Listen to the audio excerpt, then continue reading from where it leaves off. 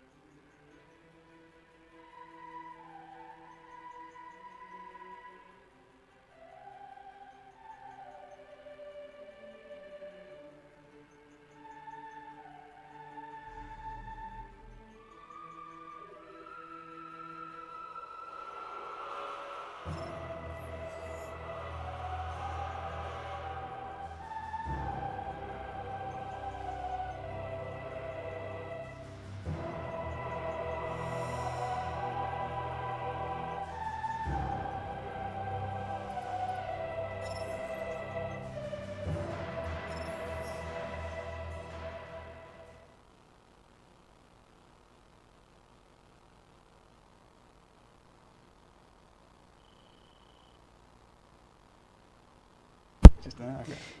You can do it. You can do it. Metroid Prime number 3.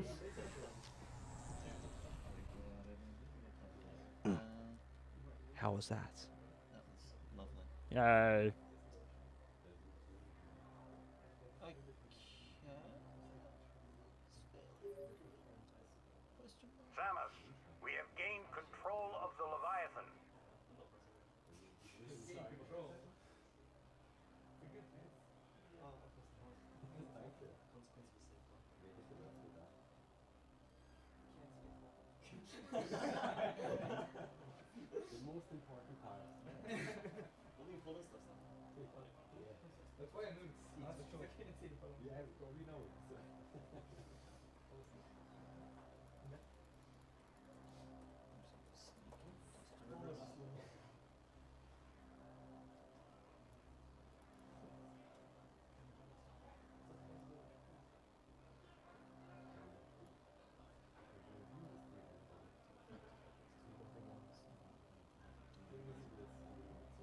You're just going to make the webcam bigger. Hmm? Then you would have a 4:3 thing with the webcam and this like side by side. That's just it. Like, he's saying the game's not 4-3, but I'm pretty sure it is 4-3. Because It definitely looks 4. Oh, it's good. it's playing like it's 4-3. But it's not 4:3 on there. It's probably works because it's 40p on not widescreen, so it's probably like 3.2 or something. Pardon? It might be 3.2 or something, because it's 40p for the reasons on widescreen.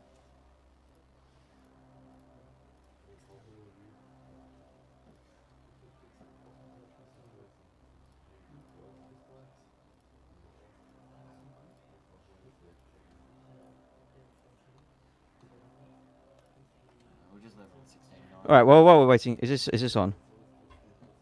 Is this mic on? AMV. Yes. Well, if you As in, is it broadcasting? if you turn that on, then it's broadcasting. Oh, sweet. So, I've got a couple of donations here. So while we're waiting for this, I'll go through those. All right. So we have $10 from Anonymous. It says, "Hey, Chris. Good luck from me and the other guys in chat.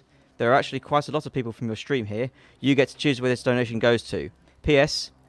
Gandrada Glod, please." Do you know what you want to do? Put that towards now, or should you want it to the end? I don't know at the moment. Save Alright. the animals. I think I've got some money from earlier as well. All right. Cool. I'll have a look after. Take time. And we have $25 from Shadows Temple, who says, "I can't stop donating today. What is wrong with me?" That Catwoman slide was easily worth another $25. It really was, and Susie will appreciate it when I tell her. So thank you very much.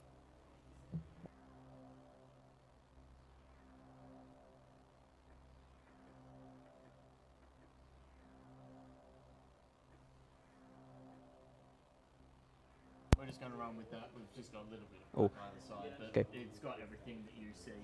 We also have one more donation from Doomberry, who says, "Best of luck for your run, and especially Gandrada Maelstrom. Hopefully you will break your own world record, since there is a lot of time to be saved. Shout out to all the metalheads at ESA. This is Sweden after all. P.S. This donation goes towards naming 3D Dot Game Heroes character Voxel." No, Batman. It's Batman. Batman is life. Batman is 3D Dot Game. Whatever that is.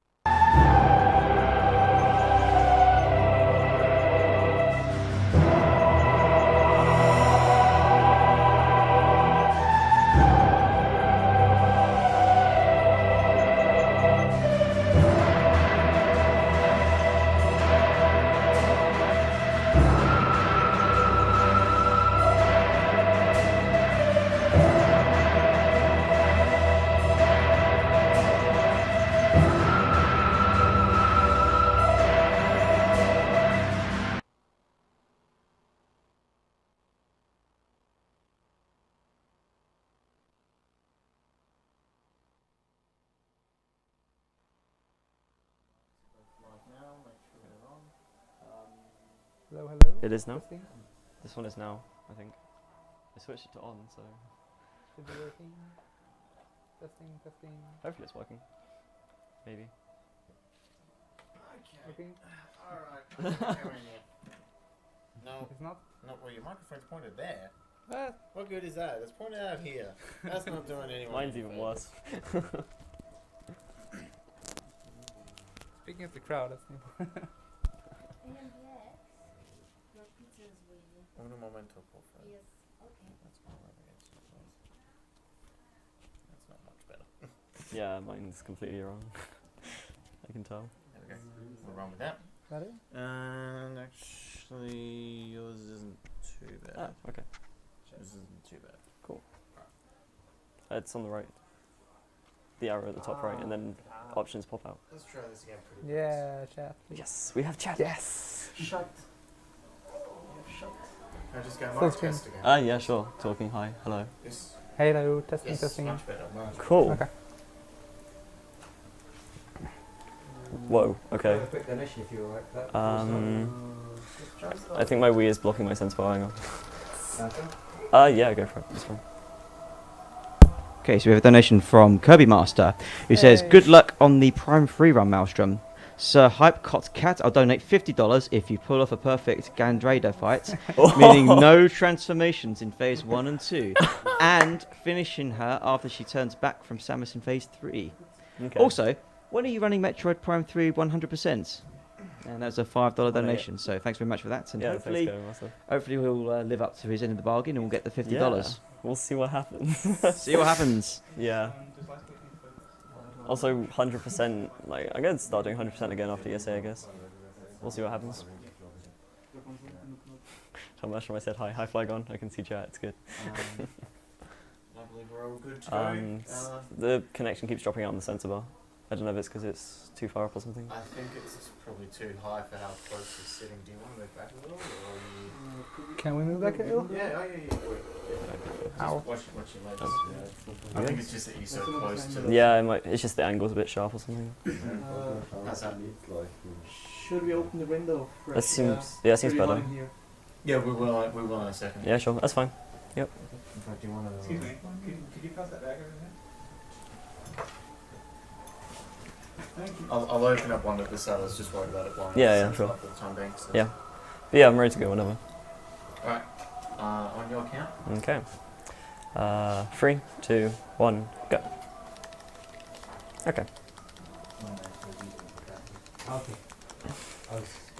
Yeah, so this is Metro Prime 3. We have a few cutscenes to start off with so I can explain some things. So this is for the Wii, unlike the other two games which are for the GameCube, so the control system's obviously pretty different. I am using Wiimote and Nunchuck. There isn't any way to use GameCube controller, and it would be pretty messy if you tried to use it for the most part. Yeah, what else? I'm trying to think if there's anything else that's just initially kind of important. No, yeah, just before the run I turned lock on free aim off. That's just for the first kind of areas. There's some target testing, which is just a lot easier to do with that on. Well, off, not on. We'll turn it back on partway through the first planet in Orion. So yeah. So this is Samus's gunship. You'll see this quite a bit, actually. So instead of having the game on one single planet, it's kind of split between the entire star system, and there's lots of kind of going between them. In this cutscene we just have to do some things in the ship, but mostly we'll just be coming in here to fly somewhere else. There are little Easter eggs in the ship as well that you can do, and there's like secret messages from the developers and stuff, but it's not really that important. It's nothing really amazing. Also you can get a bobblehead there, but I don't have the right frame credits.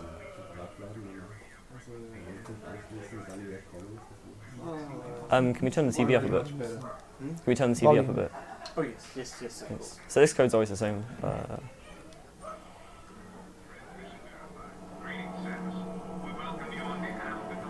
Yeah, it's fine, thanks. I can't put it up much louder. Yeah. That's fine. Check the audio, we had problems before with the TV sound.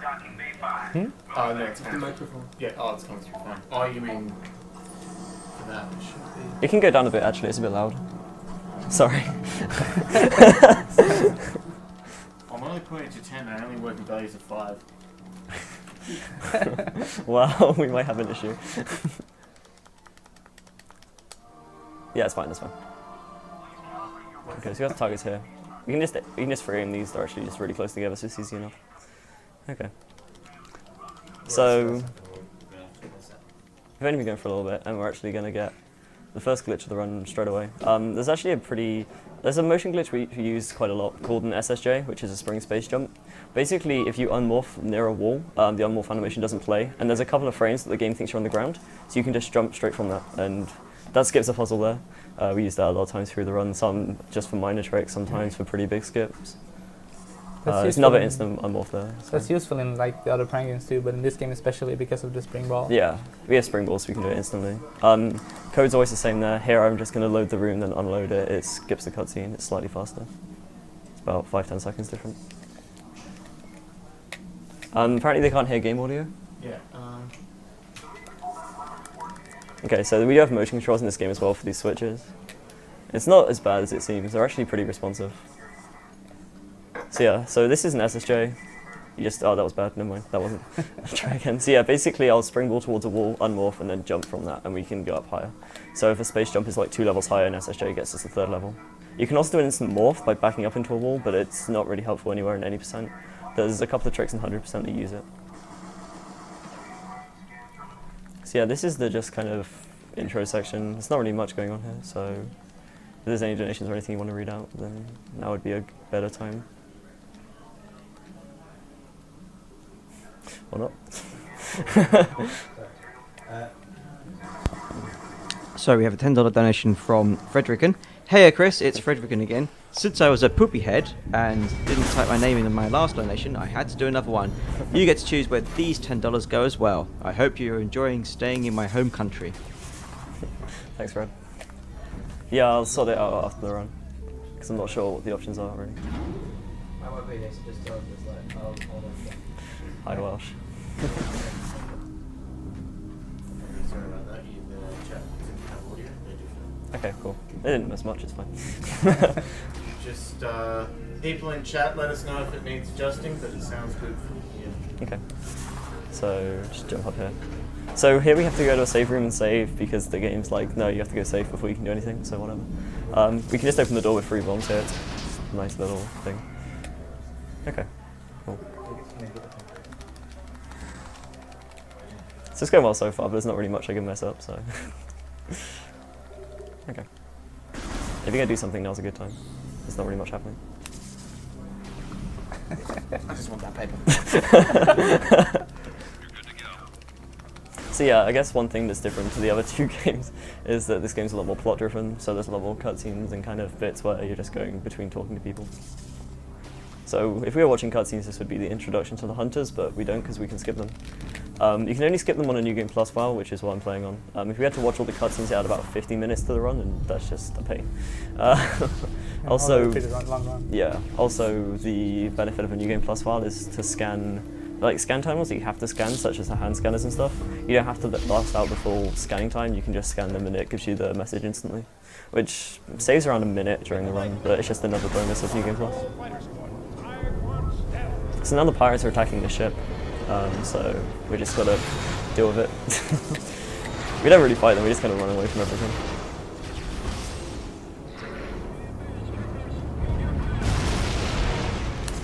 So yeah, you can fight those, but you know, why would I want to do that?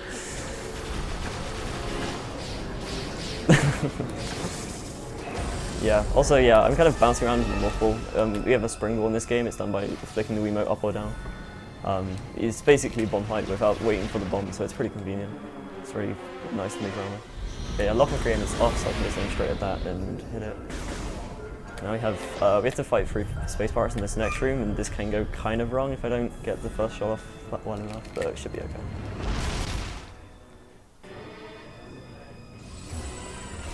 Okay, we're good. Where are you? What? Okay, so these other 2 pirates basically do whatever they want, but that first pirate is always the same. So I just kind of have to deal with wherever they are. Luckily, when they try and take the energy cell, they stand still for ages, so considering I can only aim in a fixed place, that's pretty helpful. When's up there? Okay, so this is an energy cell. This one we actually just get rid of straight away, but we'll actually see them again later in the run. Where Prime 1 had the artifacts and Prime 2 has the temple keys, Prime 3 has energy cells. We only actually, so there's 9 in total. In theory you can do it with 5, but we actually do it with 3 in a speedrun because we can skip another 2. And here I'm just killing bugs, because you have to kill a certain number for the bug to trigger that lets you continue for whatever reason. So I'm just gonna push a load of bugs. This is actually the most efficient way to do it. Yeah, pretty much. Are we good? Yeah, we're good. Okay. So that guy doesn't spawn until you kill a certain number of bugs. I don't know how many it is, but it doesn't really matter because there's loads of them. Get in there.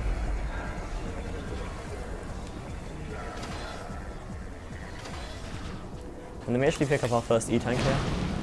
E-Tanks are much more useful in this game than the other games because of hyper mode. I'll explain more about that when we actually get to it in about probably 20 minutes from now. But yeah, that's kind of unskippable. You can skip it, but you pretty much soft lock because the room above you deloads. So even if you get back out, you can't walk all around. Okay, we actually got that. That's just a little instant unmorph to face towards the scan point. And like you saw there, it's already scanned, so I just have to press Z and it scans pretty automatically.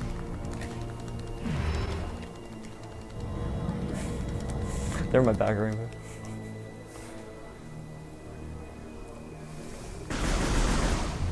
Okay, so there's a load of space parts here, but yeah, we're just going to ignore them because, you know, why not? So here's some more SSJs just to get up this room really quickly. Okay.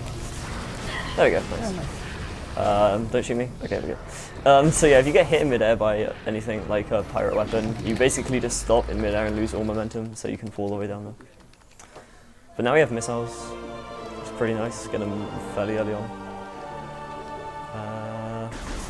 Yeah, and then in a second we have the first boss of the run, who is just the most random annoying thing ever. I have issues with this guy. Not as many as Gendarino, but he's definitely up there. So yeah, again, lock on free aim makes this really quick. I will be turning off once we've done all the targets, a couple of minutes after landing on Norian.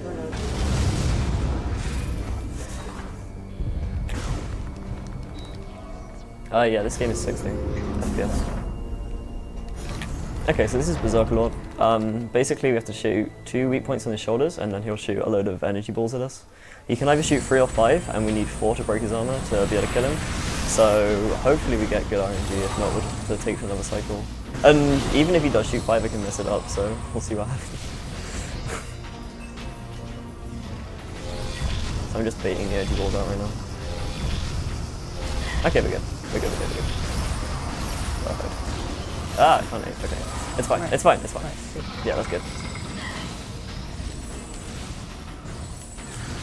Oh wow, what? That didn't. What? Okay, it's fine. Whatever. It's fine. He's dead. It should be 4 charge shots, but I clearly didn't fully charge one of them. Okay, so that's the end of the Olympus.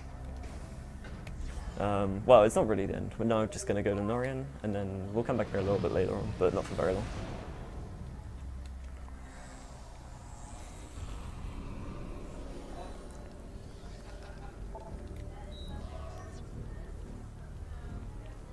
See, there's a lot of flying in this game. Go land on Norian. See, there's a bit of a break here if there's anything to do. Yeah, it's like the elevators, but a lot longer.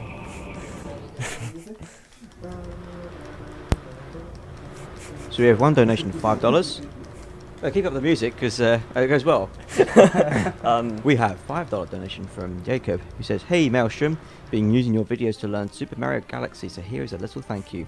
Put this towards the awesomeness that is Fez. Thanks for your donation."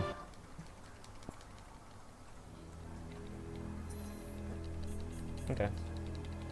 So this is the bit that really helps having lock on free aim. These targets here, they're really small, they're really far away, and I'm bad at aiming. Okay, it's fine. So if you get it perfectly, you can walk straight through, and you don't have to wait there. If you try and do it manually, you'll be waiting there for at least 5 seconds because they're really, really hard to hit from far away. So now we have Grapple Lasso. Grapple works differently in this game to the other Prime games, in which we get Grapple Lasso first, which is like we get to grab stuff and pull it either towards or chuck it backwards or put it towards us. And then we actually do get Grapple Swing, which is like the kind of conventional grapple a little bit later on.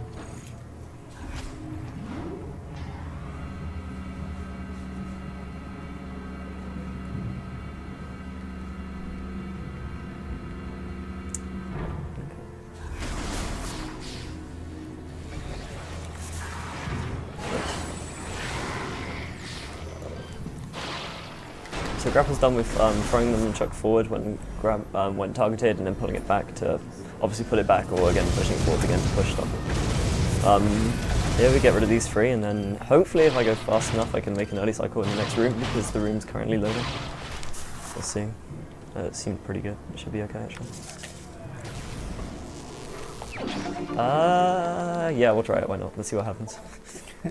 It's fine, even if I don't get the early cycle, it doesn't actually waste any time, so you have to wait for— nah, it's not got it. Oh! Ah, come on.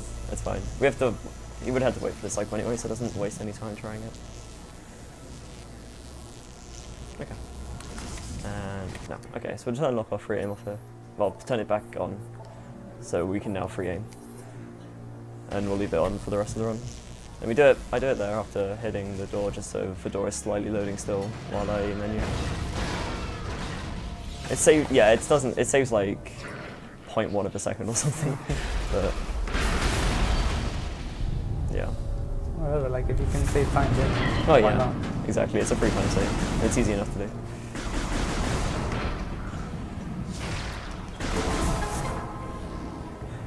Okay. So here we fight a load of pirates. There's a few phases to this. The first one is these 4 guys just sitting around. Also now notice I can aim independent of the reticle, which is pretty helpful for like basically everything.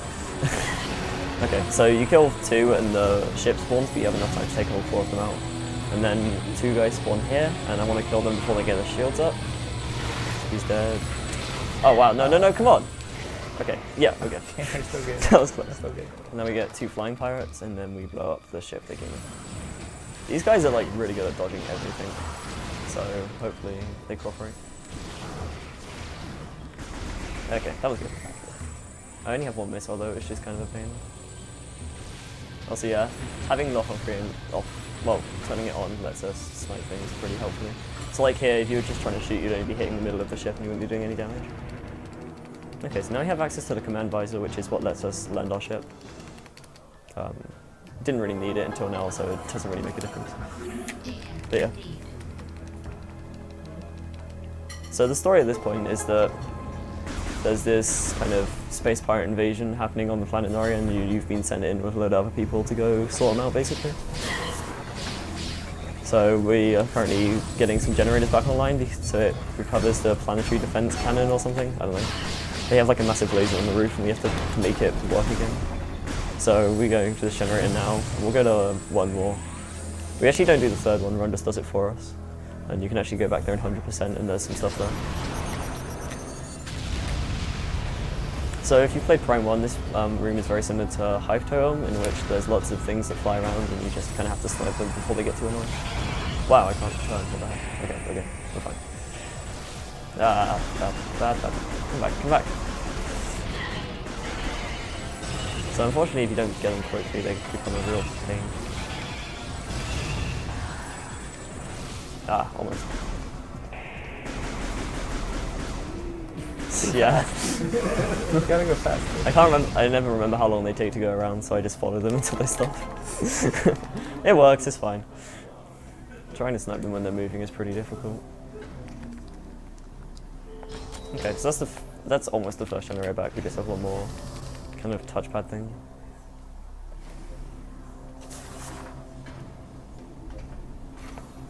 And yeah, it's a lot faster to springboard up slopes than it is to roll, but sometimes slopes can eat your springboard as well, which is just inconvenient.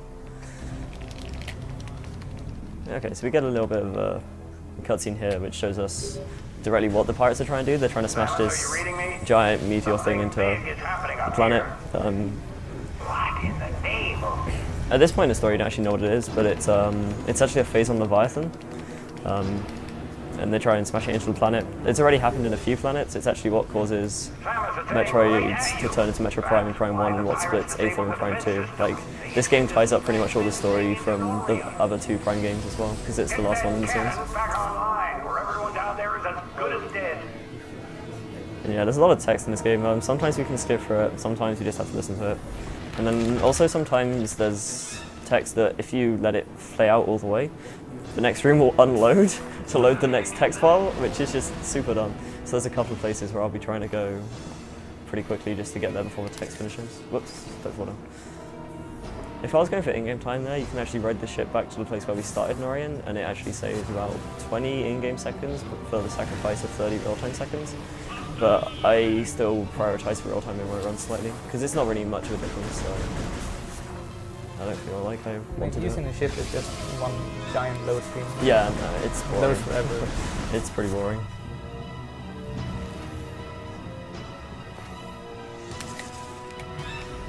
Yeah, so the audio is cooperating so far, but my disc does have some scratches in it, and we can get some pretty cool audio glitches. So we'll see if we get some.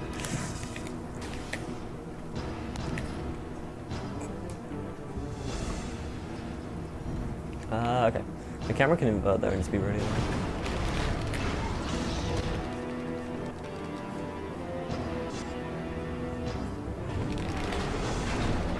But yeah, this next section is just more of the same for a bit. So if there's anything you want to read out, go for it. Donation. And the donation. Yeah, if you have anything to read off, that was like a good time. So there's a $5 donation from Sven. He says, "Hello, donation reader. Can you please wave for the camera? Also, good luck for the Metroid run. Amazing series."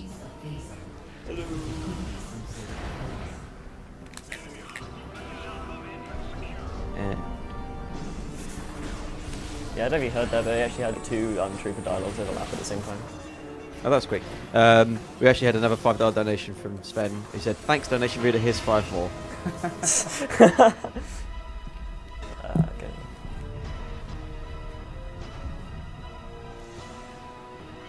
Yeah, there you go. You can hear it now.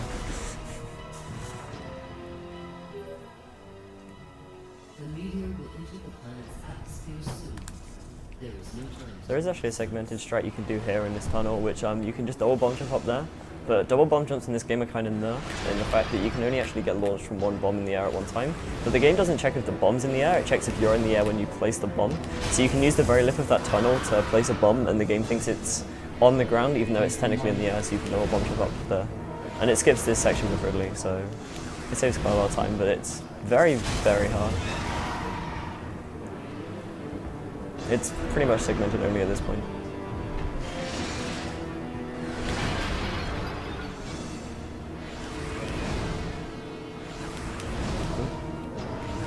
Come on, please. What the hell, Ridley? Normally he only gives me 2 lasers and bites me, but clearly he just wants to be a troll. There we go. That was nice. Okay.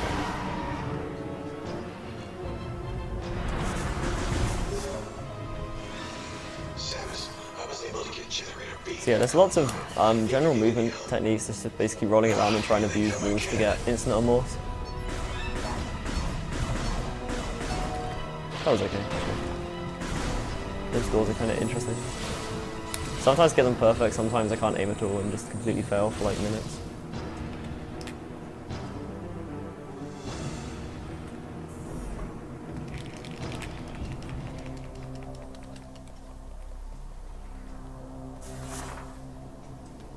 Okay, so another interesting thing about this game, wow, never mind.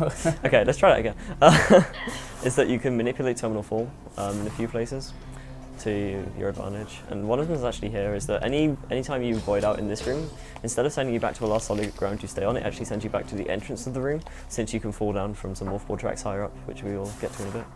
So we can just drop down here and get to the other side, and it's quicker than walking across. If I can get in the tunnel, that would be nice. You must hurry.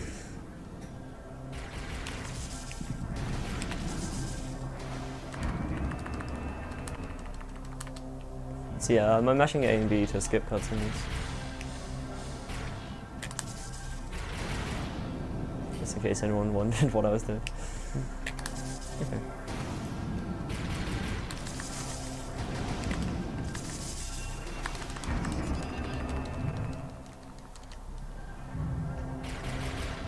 Okay, we made it. Okay. So yeah, everything's on pretty much global cycles here, so I don't want to fall down or get stuck anywhere, because it makes those kind of bits that push you up really annoying. Should I go for? Am I gonna try and show off? Is that the man? Okay, we'll show off once and see what happens. There we go. Okay, Nice. not doing it again. You can do that up to 6 times to skip all these corners, but once is enough. If you do them all optimally, it saves like 5 seconds. If you fall down, you lose like 50. So yeah, I'm not falling down. People are loud. Okay, now we have the Ridley fight. This is a pretty interesting fight actually. So we're basically falling in a tunnel, and we just have to messing up pretty hard. Aiming's interesting in this fight, to say the least, because he has a very small area where he can get. There we go. Using normal shots is faster than charge shots. So Yeah. So like we're just spamming normal shots. In theory, if you were like tassing it or something, you would use charge shots. But if you miss a shot with a charge shot, you've wasted a lot of time. You could be damaging him, and you actually get pretty similar DPS with spamming normal shots and charge shots. Okay, that's a good pattern. So the pattern he does here is random.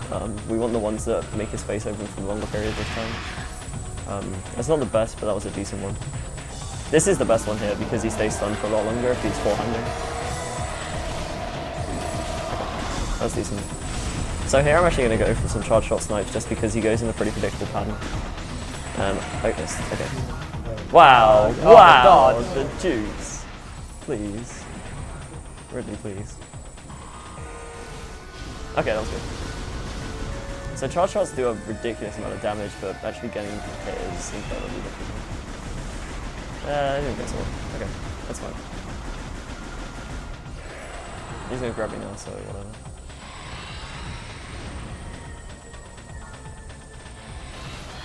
But yeah, in that second phase, it's worth it going for the charge shots because there's lots of times you can't hurt him, so you have enough time to charge a shot without being in danger or anything.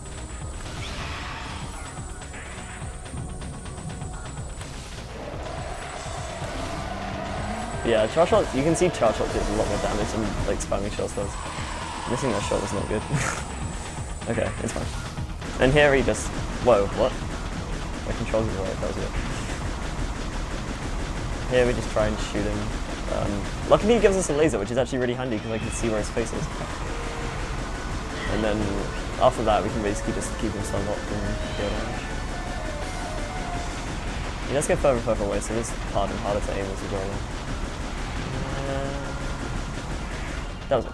Okay. That wasn't too bad.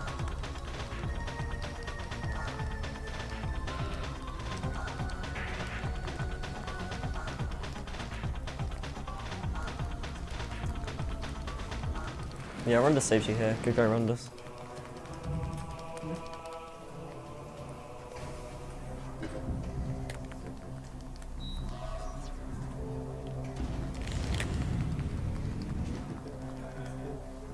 Yeah, one slight thing I have with this game is it says meters in the American spelling even in the PAL version. It's just kind of an irritation. Oh, okay. So this is one of those texts I was talking about earlier. As long as I can get to the door before she finishes talking. Okay, yeah, so the door loads instantly.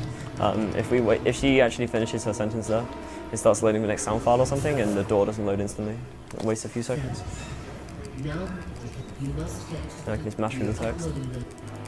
So every time it says logbook updated, if you're playing with hints on, that would be when it tells you to go to the map screen, but you can turn hints off, so you still get the dialogue unfortunately, but you don't have to go to the map screen all the time. Also, just going past this pirate means none of the rest of the enemies in this room spawn. For whatever reason. So it's pretty convenient. I fell down, great. This jump is silly. There we go. So yeah, if you touch a slope in midair in this game, you actually can't jump again. That's one thing they changed from Prime 1 and 2 to try and stop people doing a glitch called ghetto jumps. But in theory, it works, but all it just means is that you knock a wall and you fall down, and it just gets annoying more than anything else. And the funny thing is they didn't even fix ghetto jumps properly, there's still a way to do them, so it's fine. Okay, here we can just jump through this gap because there's not like a wall or anything.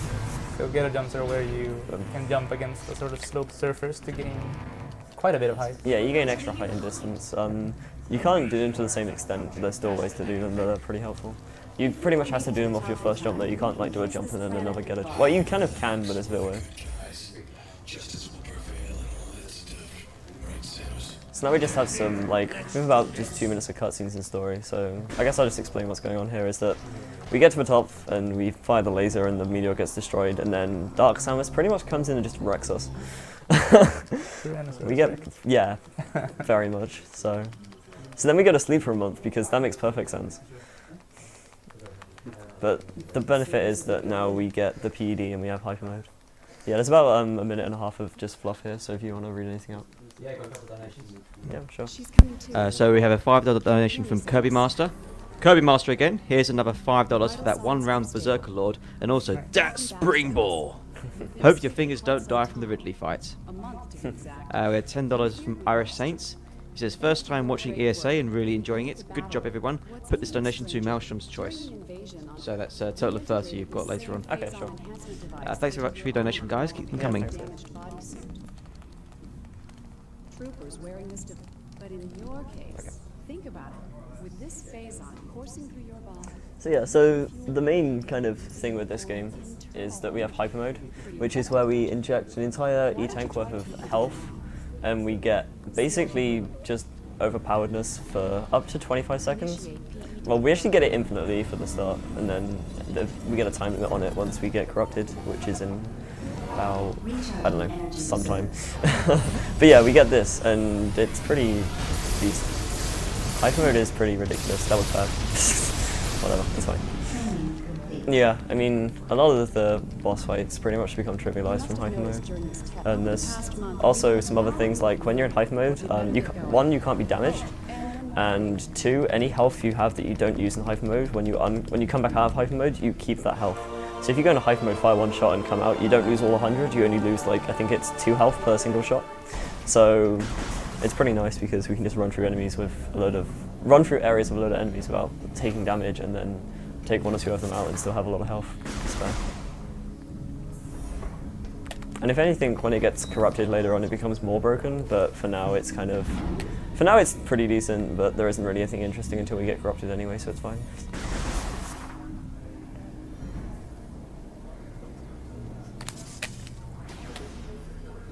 But yeah, so we're back on the Olympus again. We just have some more plot exposure. If anyone can read quickly, you can try and read the story, I guess, but I'll be mashing through the text. I can paraphrase, it's fine. Also, yeah, so we have hyper mode, right? We have this completely overpowered weapon that's full of phase on, and yet we can't do shit to this guy. Just bounces off him. Federation armor. Doesn't even care. Okay, so this is the Aurora unit. They're kind of a recurring theme in this game. They're like just giant kind of organic supercomputer things. So yeah, I'm just gonna mash through text. Basically what happened is they sent the other 3 hunters to different planets. And they're like, oh, we lost them, go find them. It's pretty much what happened. So basically they find that 3 more planets, well 2 more planets, Brion and Lucia, have Leviathans on, which landed on them, which get them full of phase on and all sorts of nasty things. And that was what was going to happen to Norian, but you interrupt it from the laser. So you're basically just sent to go find the hunters and sort out the Leviathan seeds because, you know, they're very capable of doing it themselves. Oh, good luck. Yeah, so, you know, it says good luck, right? And then we get even more cutscenes. Yeah, this bit's a bit slow, unfortunately, but we get onto some decent stuff in a second. So we get, it really wants to rush us luck, like, the Aurora unit is obsessed with giving us good luck. Just wants to help. Yeah. I guess it's about a minute or so if there's anything else for now. But then there won't be any time to read anything for a while, so if there's anything... Got anything to read? Okay, sure. So yeah, we're landing on the first planet Brio here. We'll be here for about probably just over half an hour. Get a few items, go finish the area. The first thing we're going to do is go to grapple swing, which is the kind of conventional prime grapple that everyone's kind of used to. On the way, there's a really dumb trick called Gateway SSJ. It's a pretty inconsistent spring space jump, which saves around 50 seconds if I get it first try. I'll try it for a couple of minutes. Hopefully I get it, because I really want to show it off. If I don't, I'll probably just give up and do the normal way. But we should get it. I have some setups which sometimes work. Unfortunately, it's just one of those things that's just really dumb. Because there's lots of just circumstances to make the SSJ really inconsistent. So here, get the door first, and then go back and do this grapple thing, and then back up against this door and just wait. the common theme in this game is long loading times for doors. This room's still loading. Okay. Yeah, it's done now. It's a pretty common theme. There's some doors which are really terrible, but the majority of the doors are worse than the other Prime games for sure. Okay. So yeah, so normally in this room you go into the lower bomb slot, it activates the platforms which then let you climb up to the upper bomb slot, which opens this door. The game only checks if the upper bomb slot is active. And actually if we only do the upper one, some enemies don't spawn, which is very convenient. So, here we go. Angle. Nope. Ah, damn. So yeah, there's a little circle there which can block my jump, unfortunately. Try it a couple more times. Wow, that was almost there. Come on, please. The circle, man. What? Please. Okay, One more try now, just get the normal way. Okay, we didn't get it. That's, wow, what am I doing? Rage quit. I went the wrong way. Yeah, I forgot which platform I was on. Okay, so we didn't get that, it's unfortunate. But yeah, so there's a lot of things, like it's just a really awkward wall to get an SSJ off, and then if we go too far backwards, you touch the wall and then it counts as a slope, so you can't do the second jump. There's a circle directly above where you instant unmorph, so you have to kind of jump around at an angle. It's all pretty annoying. But yeah, that's pretty much an early run killer as well. I mean, that is a reset point when I'm doing runs, which is kind of disheartening because then we have to sit through the intro again, which I don't mind doing, but it is pretty long. Okay. Just go get grapple swing now.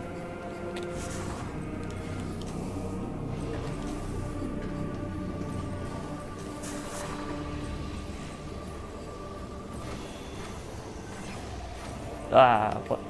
Please.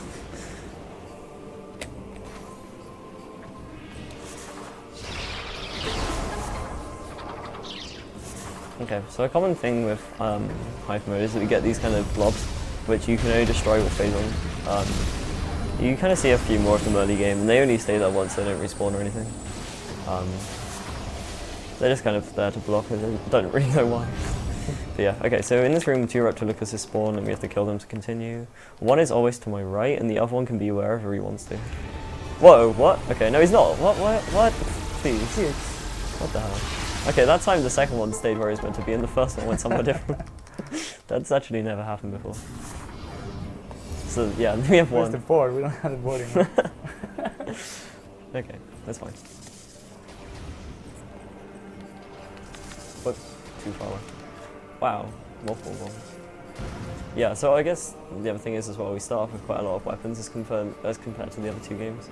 We actually have like bombs, space jump, and some other stuff when we start the game, which is pretty nice. The reason they had for it is that they wanted people to be able to explore from the start, and it's kind of nice because it means you don't just have like a jump place where it's just conveniently too high to jump up without space jump and stuff, because it always feels really arbitrary, I think. So now we have grapple swing. This is like the conventional grapple from the other games. We won't actually use it much in Brio, but I'll get quite a lot of use in Elysia. Like, way too much use in Elysia. Also, jumping before I grapple just shortens the animation slightly, so it just helps to just jump before. So normally here you would go to the left and take the grapple points across, but we don't need to do that. We can SSJ because there's a wall, so you know. There we go, nice. There is another SSJ you can do to skip this section, but it's just another one of those dumb things, and once you miss it once you're losing time, so I don't even go for it at the moment. Because it's not something I have consistent.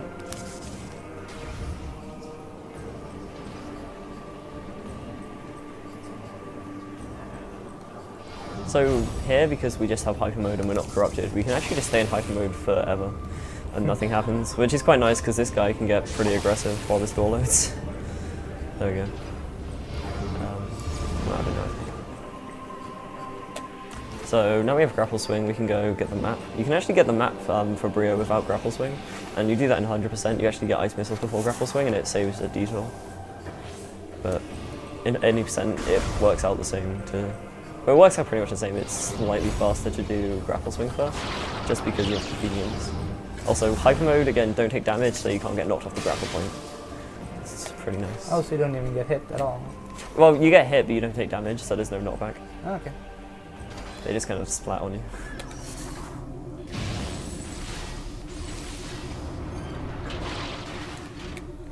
Targeting what?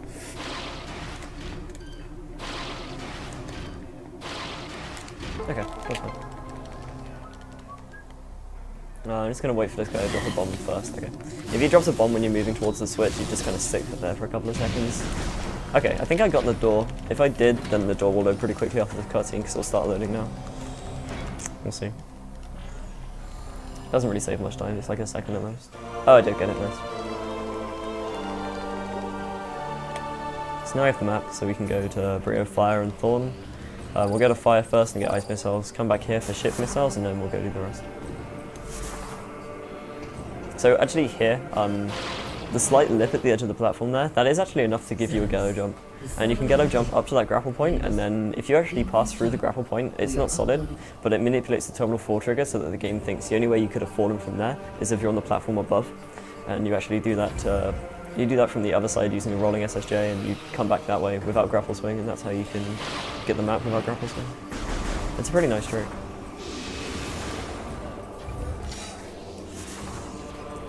So here we just have some splinter fights, not really anything interesting. Oh, I should be hyper-moded, whatever, it's fine.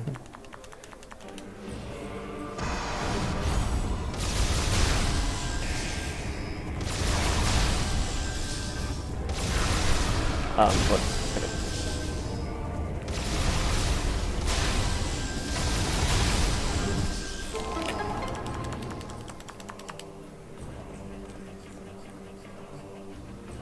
Alright, I didn't know you could see around us, that's cool.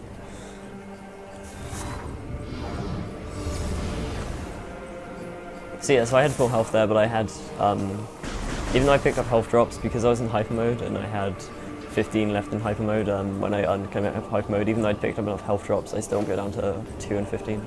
And here I just roll off because it puts me next to my ship. Saves like a second. Why not? Okay. Hype mode. Yeah, Rundus is hype mode, you'll see. Rundus is a pretty good example of how broken hyper mode actually is, especially in a speedrun. Unfortunately, you have to wait for about 4 minutes, 5 minutes to see him.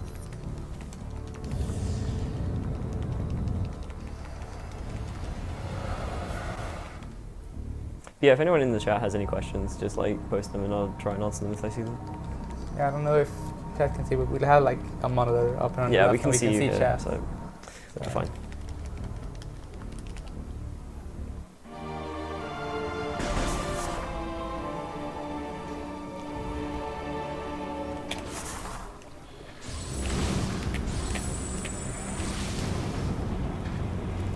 So there's a small trick in this next room. There's a little standable spot where you can jump up to and you skip a grapple puzzle. I can get trolled by a reptilic instead of its spawn. Okay, this guy is annoying. I can't stand where I want to stand, but we can just push up into here and then just jump. Easy. I should do that a couple more times before the run's over. So if you missed it, don't worry, you're gonna see it again. Here we want to grab some of these bugs, and there we go. I want to grab the last one when I'm going upwards instead of falling down, because otherwise you fall down a bit before they start pushing you up.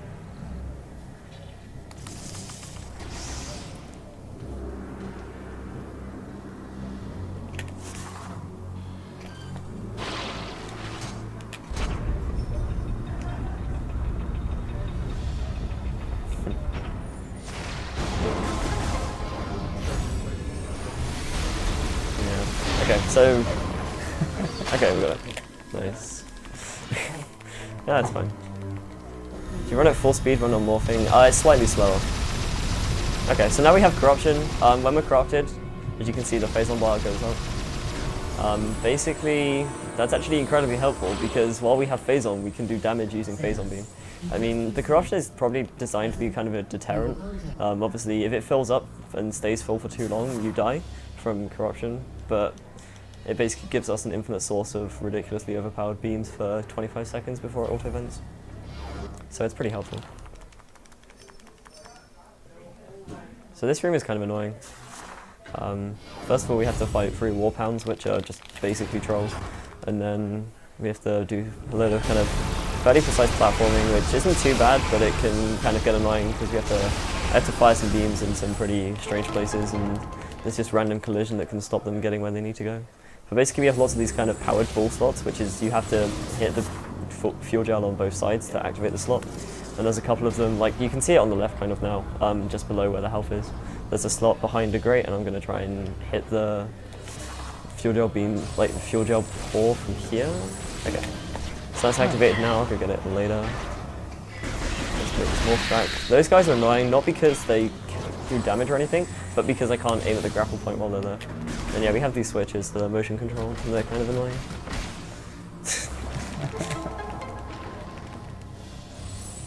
They're like, I don't know why, my TV at home really hates me doing those. Like, it's just where my sense bar is or something, but my TV's, like, when I play this game, it's really bad for them to be picked up.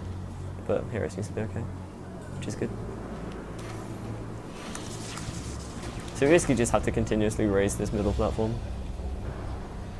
It's not really too bad. There's like one more enemy that control us now, and hopefully it doesn't. But basically, as well as the normal kind of wasps, there's also grapple wasps, which you have to grapple and you pull them and they kind of explode. I don't know why, but okay. But the more annoying thing is they deflect your beam shots. And so if they stand in front of these fuel gel kind of like outlets, I can't shoot them, and I just have to just basically wait until either the wasp moves out of the way or I blow it up. But we didn't get trolled, so that's nice. I don't have great health right now. I'm actually going to have to pick up some health drops later on. Basically, for the Rundus fight, you can do it in one full energy tank, but I always go in with two just in case, because I have failed it several times. And I always seem to fail it a lot more when I only have one tank going in, so I'll take the safety. It's not too much of a detour. If it comes to it, there's a 50 drop I can get in the actual room where we fight the boss, so it's not too bad. But I just need to kind of keep an eye on my health. Galactic Federation's politics. No comment.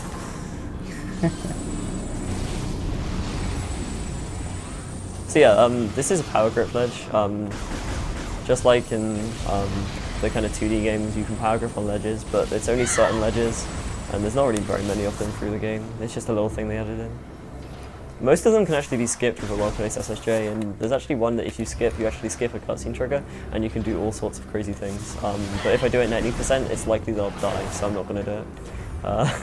I'll explain why it is later on when we actually get there, but it's quite a way off for now. And here you could like wait for the fuel gel to stop, or you can just roll for it because it just does some damage, but it's not really too bad. Okay, 21. I need the health drop, but that's not too bad. So basically in here we have two space pirate ships that come attack us, and then Rundus appears and we fight Rundus. And Rundus' theme is probably one of the best themes in the game for music. Unfortunately you only hear it for about 20 seconds while he gets absolutely wrecked. So if you like Rundus' music, I apologise. I have to kind of take this out pretty quickly, otherwise space pirates spawn and I actually can't do the fight until all the pirates are dead. Okay, that wasn't too bad. So yeah, this is Rundus, and basically this is kind of hyper mode 101. I'll do this, hopefully do this fight in one complete tanker phase on, and basically just wreck him. So do some shots to take his armor down. We walk up to him to manipulate him into doing this swipe attack. Okay, that's good. Wow, that was a really good first cycle. Took loads of damage. Again, just kind of stun lock him with the phasor beam. Take the armor off, then manipulate again, and he's dead. Fair mechanic. Yeah. So hyper mode's kind of broken.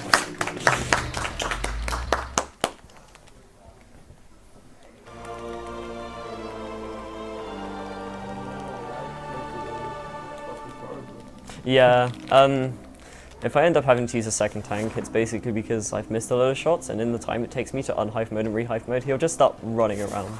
And then I just spend like 2 minutes trying to find where he's gone and try and cooperate him again. But yeah, if you let him run around a lot, he can shoot a load of, he can make ice pillars at you, and he can also like fly around on his kind of like Silver Surfer kind of thing. Actually, he's like, yeah, it's like Frozen from The Incredibles actually, that's a good example. But you basically just can't hit him there because he's moving too fast. And yeah, a lot of these rooms is just manipulating kind of walls to get into snowballs. I'm actually going back this way to open up a shortcut for later. I could go back using the snake and the ice missile, but if I do, then I'd have to go back through that tool room when I come back here later, and that's just unreal. And about 2 minutes slow as well. Okay, cool, I got the strap. So by getting that grapple, yeah, this saves about half a second. By getting, so in that room there's the 3 grapple points, and the next one activates when you get grappled the previous. So by hitting the switch for the second and then grappling as I terminal fall, the switch for the third is already active, so I can shoot it while I'm going towards it and then grab the third immediately without having to swing back and forward. Convenient missile expansion. Oops, don't fall down. Okay. So now we're just going back to the first area in Brio and we'll go get ship missiles. It sounds like I'm saying something else, and that's a pretty apt description of what they are, so it's fine. But yeah, so there's not really much happening for a couple of minutes, so if there's anything you need to read out, feel free. I'm afraid to say we have no new donations to read right now, so please keep the money rolling in if you want to help support a great cause. Our charity of choice is Doctors Without Borders, or Médecins Sans Frontières.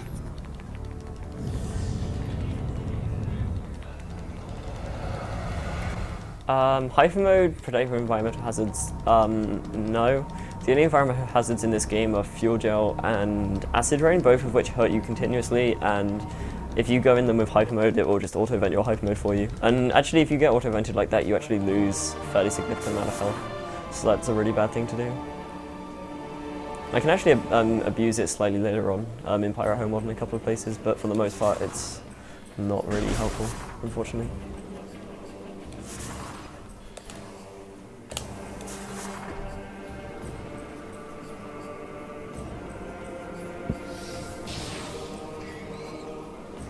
Oh, the Wii's actually here, so I can hear it load, that's good. So in a couple of rooms there's actually a strat I need to be able to hear the Wii load for, so I should be able to do it because I can actually hear the Wii here. In the practice room it was a little bit hard because everyone's like playing Melee and stuff and being pretty loud. Okay. That guy can just sometimes have a really huge hitbox and not let you walk past him for no reason. Pretty bad. Oops, I missed the door, that was good. Okay. So yeah, this next room has a really... So this is the map room. This next room has a really minor time saver. One, two. Basically, normally you need 2 ice missiles, you can do it in 1. But basically I have to take out the puffers first. Why is it taking longer than normal? Okay, we're fine. The issue with doing that is that I can get corrupted, which is not good because then I can't fire ice missiles. But yeah, you can only have to shoot the second one. You get a slight ghetto effect off the edge of the ledge there. So yeah, so you get a get off of a slight lip, but also if you walk to the very edge of a platform and jump within 1 to 2 frames of when you would normally fall off, you get the slight ghetto effect as well. So you get a slight height and speed increase, which lets you clear gaps a little bit longer than you should have been able to.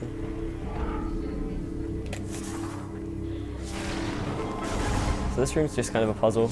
We have to destroy these kind of strands of fuel gel to free disco them.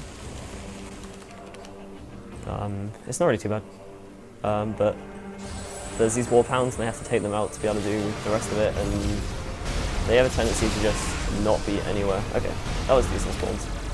Wait, did I kill him? No, I didn't. God damn it.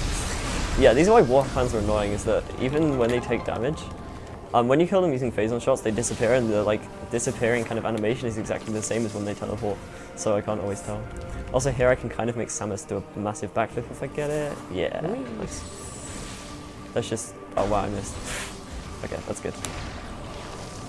So yeah, there if you actually unmorph on the first frame, you get an instant unmorph. If you unmorph like a couple of frames later, Samus does a huge backflip like that. And if you unmorph any later, she just drops down. It's kind of boring. My Wiimote isn't almost dead. I have more than half batteries, I'm fine. I have spare batteries if it comes to it, don't worry.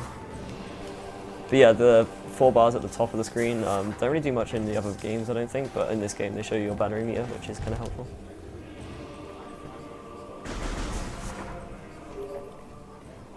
Okay, this is actually another example where I want to get there before the text starts. The room loads slightly faster. But I can just mash through the text and the door loads the same speed here, so it's not really too bad. Wait, I just realised I need to be unmorphed. It's fine. So this room has a few kind of cool things in it. I just drop down here first to get an energy tank. We actually only get 5 energy tanks during the run, but I want 3 for Mogna, and then we get 2 more in Alicia just because they're convenient. Here I can just jump up here. If you hold Z when landing on a slope, you push up onto the slope instead of falling back down, so I can make that jump. And here's another just SSJ to clear this gap up to there straight away. instead of having to go around and use a grapple point, which is just slow and annoying. Maybe? Okay, we're in there. Nice.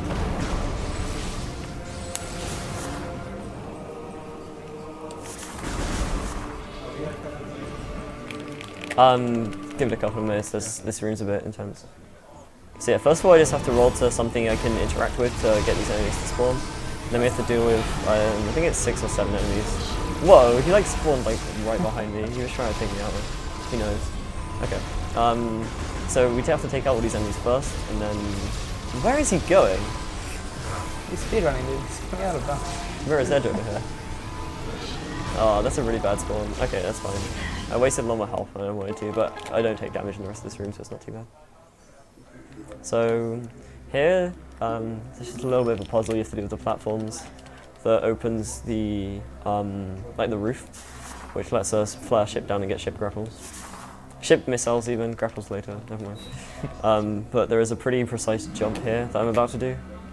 And if I fall down, wow, that expansion, please. Okay, there's a pretty, what?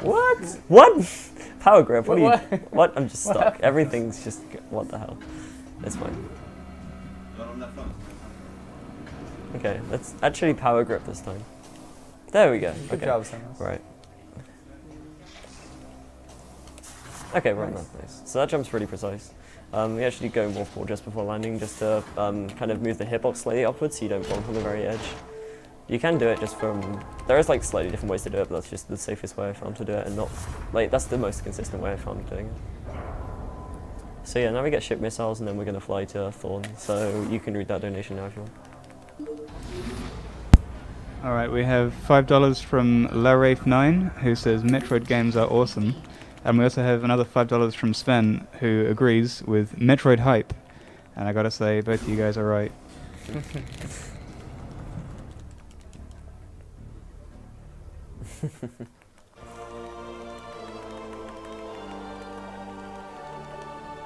Yeah, I'm playing on normal, which is the easiest difficulty.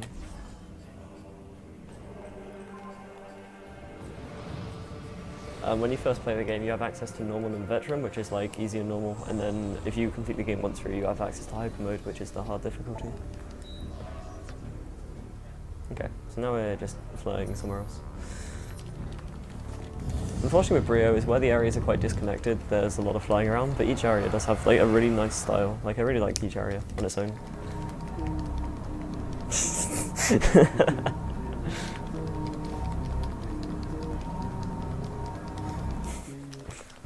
Okay. Sorry, I could have cut that short.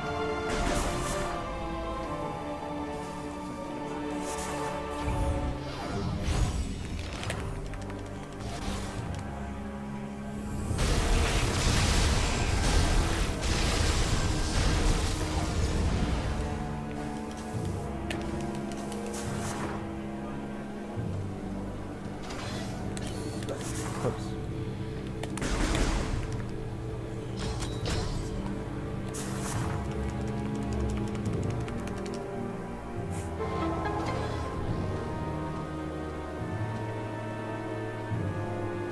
Okay, so there's a guy in this next room who can actually shoot a hyper mode bomb at me. Hopefully he doesn't. It's pretty random if he does or not. Okay, we're good.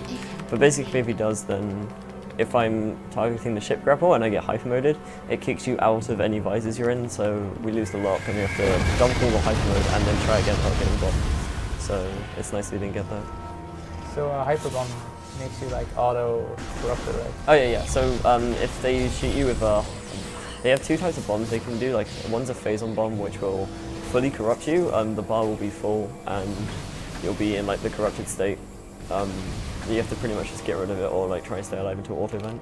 And then there's also later on they get another bomb they can throw at you, which actually deactivates your hyper mode, which is in some ways more annoying because usually if they hyper mode me, I can just kill them and carry on. So here we have a little boss. This is Korak. He's not really too difficult. Take out the rider first, and then basically what we just have to do is shoot him in the mouth.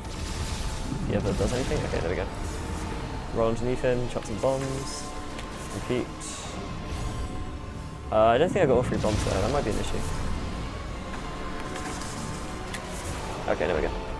grapple him, and then just kind of, yeah, bye. Hype mode balance. Yeah, so hive mode isn't completely ridiculously overpowered at all, honest. I might go up here. Okay, that's fine. So I always just take out at least one of those pirates with the hive mode while I have it. Okay, so yeah, doors. This door is the longest loading door in the game. Stop your stopwatches. You have about 20 seconds of just door loading. So I'll just go to sleep for like half a minute. This door is terrible, and we have to come back through here. And it's even worse than 100% because you have to come back here again and clean up. But you only actually have to go for it one way. So here, so basically at the moment on Bria, we have to destroy 2 generators to gain access to the Leviathan, which is that massive thing in the background. I'm pointing at the screen, but that's not what the whatever. So, we have one in fire, which is just normal. You just go up to it and shoot a missile at it. But the one in Thorn, you shoot a missile at it, and then anti-aircraft turrets appear and shoot, basically try and attack your gunship. And then the Aurora unit's like, well, you have to go kill the turrets. Well, there's 2 turrets. There's one to the right, and then you're meant to go that way first, and then carry around to the left and blow up the second one. But the game only checks if the second one's destroyed. Because, you know, why would you ever do the first one before? Like, why would you ever skip the first one? That's not possible. That's how you do for game programming. So we can just go do the second one straight away. And because we actually enter the room backwards, so the room reacts normally, honest. There's nothing weird at all. So yeah, just SSJ up here, and there we go. That's now, that's it. That's all you have to do. Easy peasy. No, don't clap for that. It doesn't deserve it. Yeah, funnily enough, in 100%, when you enter this next room, you actually have to go to the fire entrance and activate the cutscene, else when you come back here and clean up, you will soft lock. So that's fun. I've actually, yeah, not done that before. It ended interestingly. You can still save it by going the long way around, but it wastes like an extra 5 minutes. So yeah, so this room is totally normal. So that was totally there, honest. That's It didn't just appear out of nowhere. What are you on about? And if you, this guy will actually leave you alone. He doesn't recognize you're there until you start attacking him. But the issue with leaving him alone is they do, although they don't aggro you, they do check to see if the levers are pulled back or not. And so if you leave them alone, they will eventually pull back the levers you've already done and just get on you, just generally get in your way. This guy will aggro you because he spawns after the first one dies. But it doesn't really matter.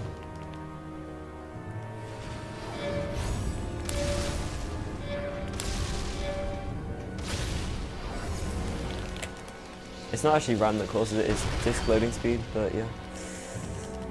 If you load it onto a SD card or a hard drive, you can get different loading times. It's nothing to do with RAM.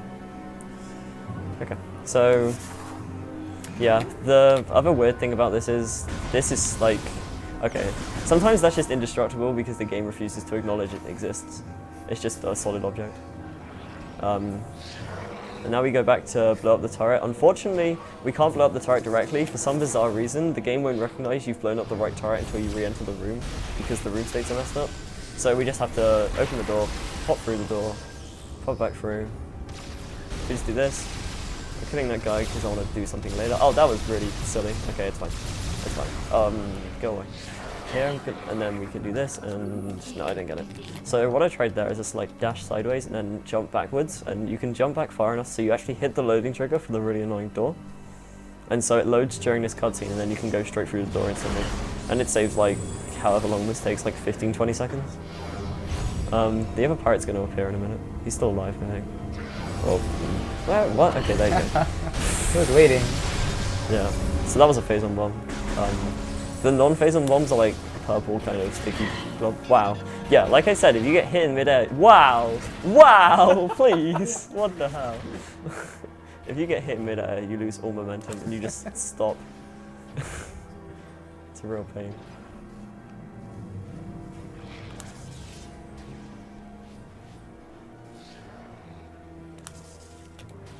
So yeah, now we're just going back to the fire area, going all the way through fire, killing the second turret, coming all the way back, and then flying to the seed to defeat the seed boss of Bria. And he gives us Hyperball, and then we're on to Odyssey. But yeah, if there's anything you want to read out, like you've got a few minutes if nothing happened. Well, there are no denudations right now, but I will take this opportunity to remind people that you're watching the yellow stream of the European Speedster Assembly 2014, raising money for Doctors Without Borders, an international independent medical humanitarian organization delivering emergency aid to people affected by armed conflict, epidemics, natural disasters, and exclusion from healthcare. Doctors Without Borders offers assistance to people based on need, irrespective of race, religion, gender, or political affiliation. We are also running a blue stream, which you can catch over at twitch.tv/Ludendi.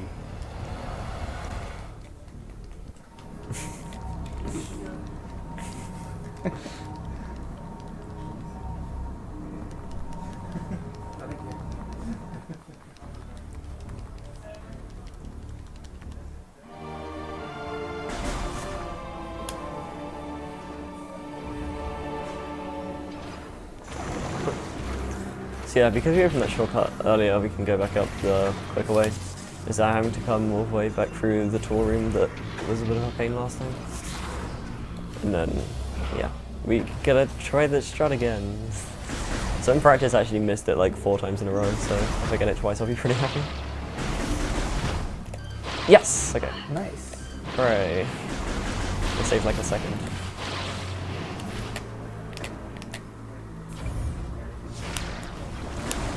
Getting that trick makes me way too happy. It's like not even a thing.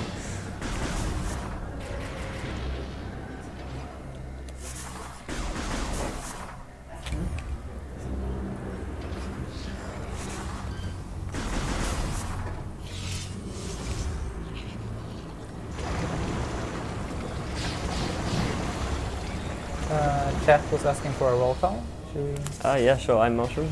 I'm Dragonfang. Just say your name, just fine.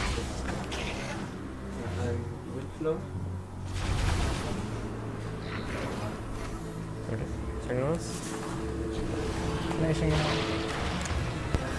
This is Mobius Man, your donation guy for tonight.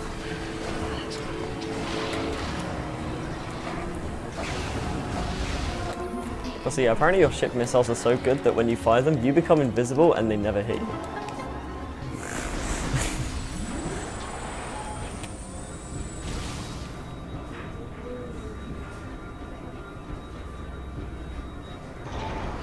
Okay, so you may notice these groups of circular enemies.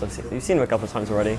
Normally what you're going to do is just shoot them one at a time because one becomes unshielded, but you can just walk through them and they all explode, so, you know, good strats. Because they can't turn around. So what there's nothing to do but explode. They can turn around actually. They can? Okay. Yeah, if they go to the end of the room they'll turn around and follow you back. But for some reason if you run into them they just explode. If you actually roll into them, they don't, because the hitbox is really high up. It's pretty weird. Okay, so this is just the second generator. So now what does it say? The seed is now exposed. You'll see that appear in a minute in the text. But yeah, wow, why am I facing that way? That's weird. But now we just get out of Brio Fire and fly to the Leviathan seed. And then we have a boss fight, which is Mognar. I guess I'll explain a little bit about him now. So Mognar is kind of like a puzzle boss. It's not really, it's kind of similar to Flogger and Spider Guardian from the, Powerbomb Guardian from the previous Prime games. And that you don't damage it directly, you have to destroy certain parts of it.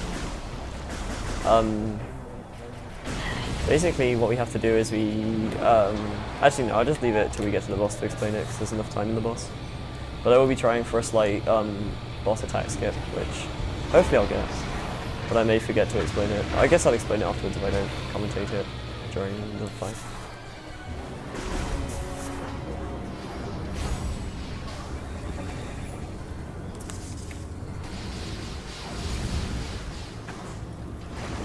But yeah, so killing Mognar gives us Hyper Ball, which means we can't use bombs in Hyper Mode anymore.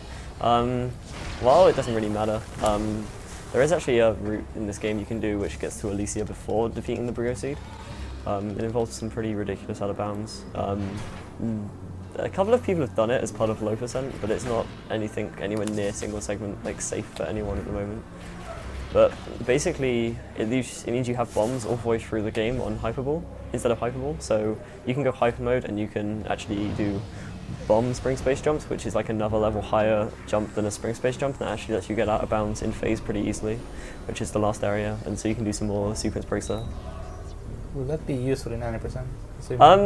Yeah, the early Alicia route in theory would save around 45 minutes in any percent, but it's so ridiculously difficult that just no one's anywhere close to doing it yet.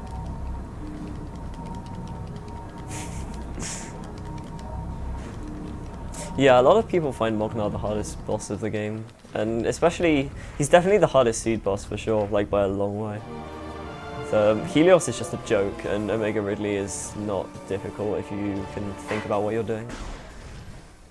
He can be a pain, but he's not like hard, whereas Mognar can actually be a pretty significant threat. So here we just do a fully charged shot and a missile to get through these things, nothing special.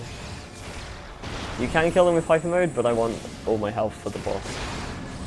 Because if I don't have enough health to go hyper mode in certain phases on the boss, then I get pretty screwed. Because you can only actually damage this boss using hyper mode. Okay, so yeah, he has 4 weak points. There's 3 on the front, 1 on the back. There are these kind of red ball things. You destroy a ball, he staggers, and then you can shoot the kind of socket that it's sat in. That was kind of something. Okay, we're good. So that's the first one, easy peasy. After each time you do that, he gets like kind of weird, whatever, crazy feet, and you have to blow them up with bombs. Then he staggers again and does that. And he actually he don't reset position again with the cutscenes anymore, but now what I'm going to try and do is destroy 1 Red Bull and put the other one on very low health to set up for later. Yeah, that's pretty good. Okay. This is kind of bad. I actually need to corrupt now, so I have enough health to... Okay, that's good. So... Laser feed.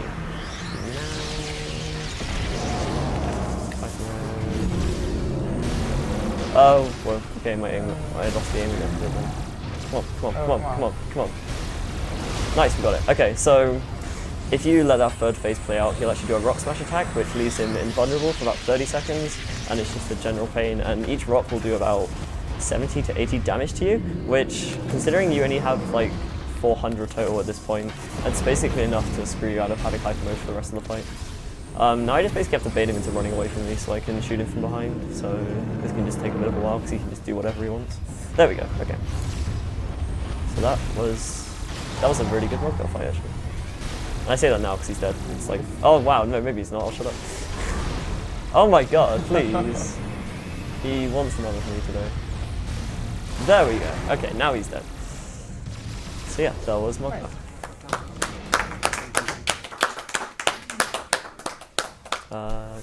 Glitch? No, okay.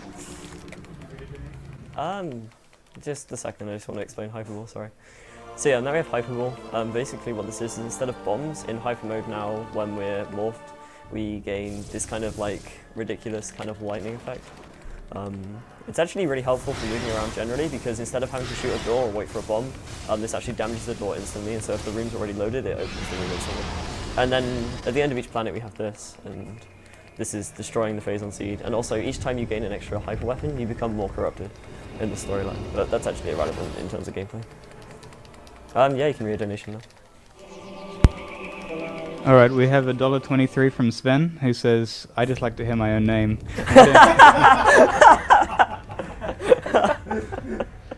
More donations, please. And he also asks, is it called hyper mode or hype mode? It's hyper mode, unfortunately. Don't worry, Sven, we encourage donations for selfish reasons. Can I get a time check, actually? Okay, cool, that's good. I'm pretty happy with it.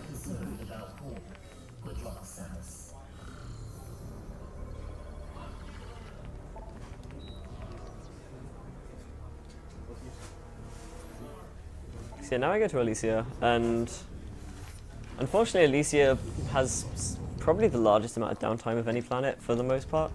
Especially the first half of it is pretty kind of boring except for a couple of interesting rooms. Just because the main kind of gimmick in Alicia is zip lines, in which you just kind of ride a zip line with the grapple and to get across rooms. Each of them takes like 30 seconds each, there's not really much going on them. But there is a couple of cool boss fights and some pretty cool tricks in this area as well. Especially when we get to the second half, we'll actually go back and get Screw Attack Scene from Rio, and then come back to the second half of Alicia, and East Alicia has some really, really cool tricks, so that is definitely worth watching. Okay, so now we have Hyperball, we can get into Alicia because of this thing. This is the thing you actually have to walk all around to do the Alicia route, and basically the general idea is you, in the first room, you do an SSJ off your ship onto, well, you destroy a robot, you do an SSJ off your ship to land on the robot that replaces it because it respawns after a certain amount of time. You then jump on and off the robot to land on a different part of the robot's hitbox. You then ride the robot all the way to the edge, there's an invisible wall, you jump around the invisible wall into the sticky side, walk all the way around the room in the sticky side of the kind of edge of the docking bay. And then you have to jump up the edge of the room without falling down and hitting the Terminal 4 trigger, and then transition into that room, crawl across, and then get the room we're currently in to load around you. It's dumb. Sounds complicated. It's pretty dumb. It's incredibly difficult. Only a few people have managed to do it. It's definitely one of the hardest secret worlds in the game. It's not that hard to get out of bounds, but actually making it useful and getting to the next room is ridiculous.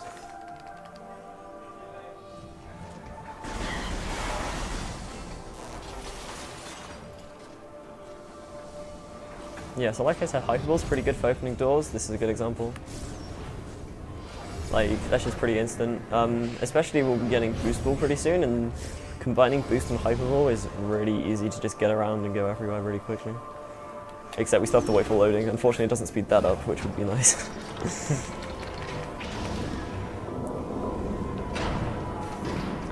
So we just grab this missile expansion because it's just convenient. Maybe not. Let's try that again.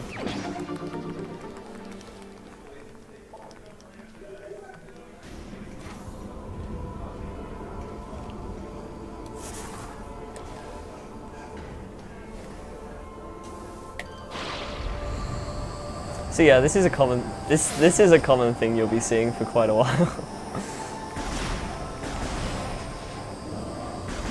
We do actually have a kind of mini boss fight coming up, and the strat is pretty cool to watch, but we have to get there first. So Like you can fall off these, right? yeah, if you actually get hit by, like, if you go into a door, or if you get hit by like the bombs this guy's dropping, and there's also some different enemies. If you get hit by anything, you can fall off, or if you just let go of Z as well, you can fall off. Which I've done a couple of times on accident.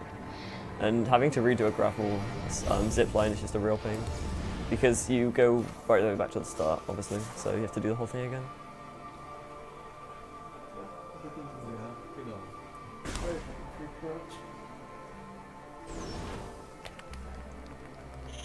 Your hand does not look like that.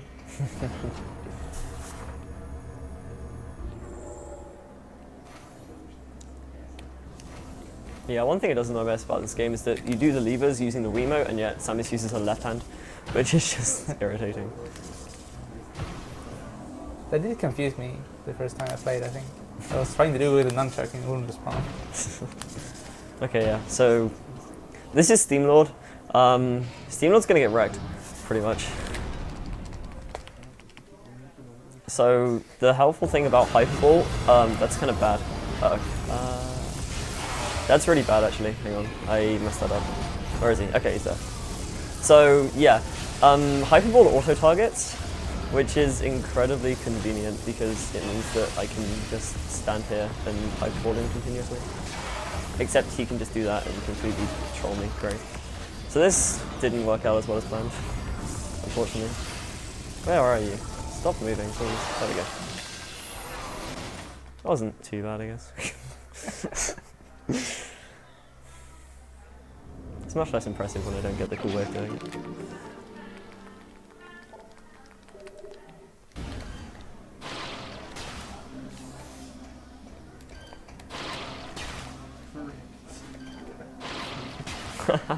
That emo. I hear human saxophone.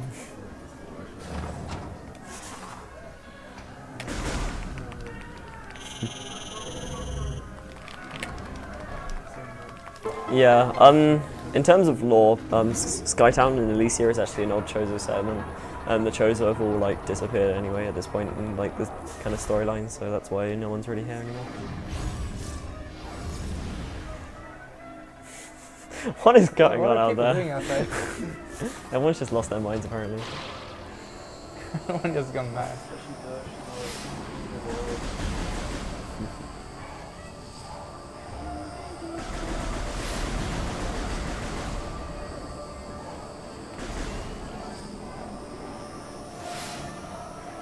I'm guessing Steam can't hear that, but they're basically they're like quote unquote singing in very weird voices. They're imitating human saxophone.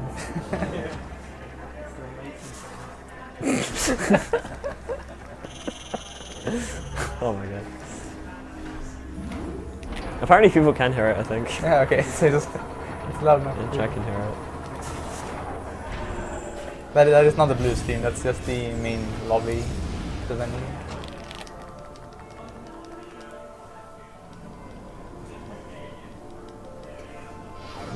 So that's actually where the Aurora unit is, but we can't get in there without boost ball, so we'll just go get boost ball first. How convenient.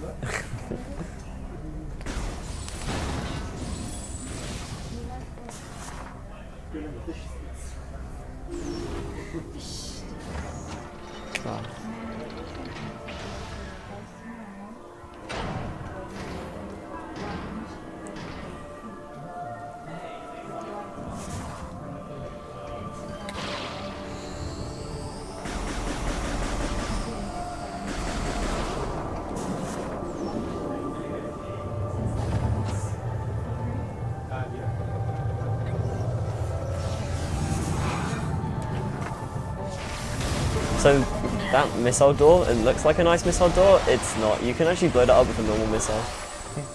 Because they just obviously expected you not to have... They probably just like didn't expect you to have like not ice missiles at this point or whatever. And actually seeking missiles give you ice missiles anyway, so even if it wasn't ice missile door, it wouldn't really be much of an issue.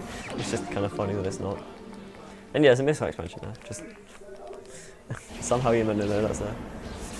I guess, yeah, that's another difference in that you can actually get a map, like an extension to the map that shows you where all the like items are in this game. We actually don't do anything in that room where you get it. We actually basically skip the entire room, which is later on. And yeah, just going up here in constant springboard is slightly faster than just walking up, so...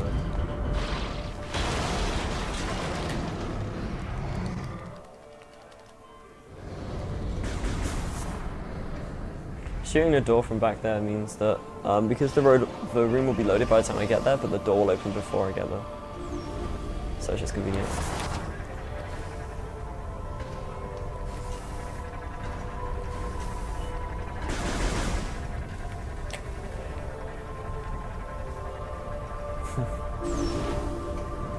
Actually, I don't get the credit for doing it because I've already done it on the new game file that this new game file is like, this new game plus file is based on. So certain boss fights and things give you things called friend credits. There's some that happen every time you do something, like killing a red phasoid, and there's some that are kind of situational based, like there when you walk past the bridge drops down and you get a stylish kill for whatever reason. But it doesn't actually show up in this, they won't show up in this run because they don't show up in New Game Plus. Oh my god. Yeah, please. And again, someone's asking, that is not the blue screen. These are just people being crazy. Yeah, it might be in the PC training area. Yeah. Sure. Like, we have the kind of like food room in the PC training area just outside the door, so... You cannot hear the blue screen from here. There's like no way. Yeah. It's like physically like 3 hallways away, there's no way. Yeah. So yeah, you don't actually have to just take down the first gate, you can just jump past it. For, you know, it's actually a pretty tight jump, it's not as easy as it looks. Am I going to make a nice cycle here? No anymore. Okay, cool. So there's a lot of things in like rooms that are based on global cycles, which they start when the room loads and can just be a pain by the time you get there because there's lots of little things that can just go wrong. Funny thing, in NTSC you can roll straight in there. On Powell there is there's an invisible wall there for whatever reason.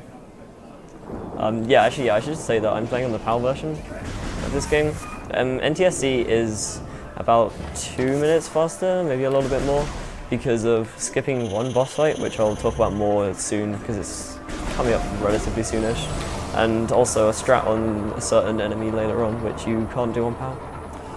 So it's not that big of a difference. It's nothing huge. Like there's not any like major glitches fixed or anything. It's just mainly little things. Like there's a couple of really weird things they changed. Okay, so this is defense drone.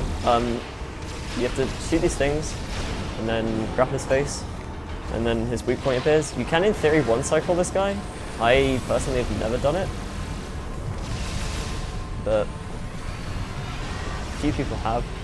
Interestingly enough, the segmented 80% run doesn't get a one-cycle, it gets a two-cycle, but Kirby Master's 100% world record, which he did a few weeks ago, actually did get the one-cycle. He like never got it before, and he did it in a run, and he was just like, well, I'm never going to beat this split, and then he did it again, like next run straight away. So it's pretty funny. And yeah, shout outs to Kirby Master. He's like the only other person running this game right now. He's mainly been working on 100%. I think he's kind of done it again for a bit because he's got times he's happy with, and he doesn't seem to be coming back to 90% anytime soon. But like, he was really helpful when I first started learning this game. So shout outs to him.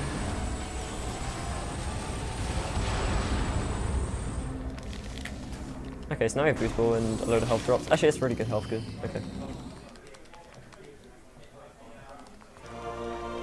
So, again, I need to kind of keep an eye on my health. We're actually going towards the Gore fight, which is the second Hunter fight. Conveniently, there's a lot of health drops from the boss, and he was actually in a pretty good place. So, yeah, as well as normal spinners from the other Prime games, you also have these locks. There's horizontal ones like this, and there's also vertical ones. The vertical ones can be more of a pain because it can just eat your boost, and then you just kind of fall down to the bottom and have to boost up to speed again. They're not too bad really though. They're not as bad as Seeker missiles.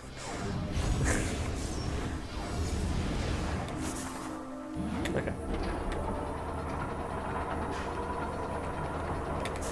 So now we're heading back to the Aurora unit. We're gonna go say hi. And yeah, we now have Boost Ball and Hyper Ball, which is a pretty good combination just for general movement. Oh, wow, I'm on there. Hello? Where am I? Unintentional. Cool. I didn't think I landed there, but that's good. I made it, it's fine, we're good. Moving on. So yeah, the kind of launch thing I did is called a spring boost. If you hold a boost, let go of it, and then spring ball within a couple of frames of letting go in the boost, you spring ball with pretty much almost full boost speed. While on the ground it's not really helpful because you can't charge a boost again in midair. But over uneven ground or getting up ledges, like up slopes and stuff, it's actually really helpful and saves quite a bit of time. And you'll see me lose it a lot in an area coming up in about 20 minutes or so. When we go to get Seeker missiles, it's used a lot.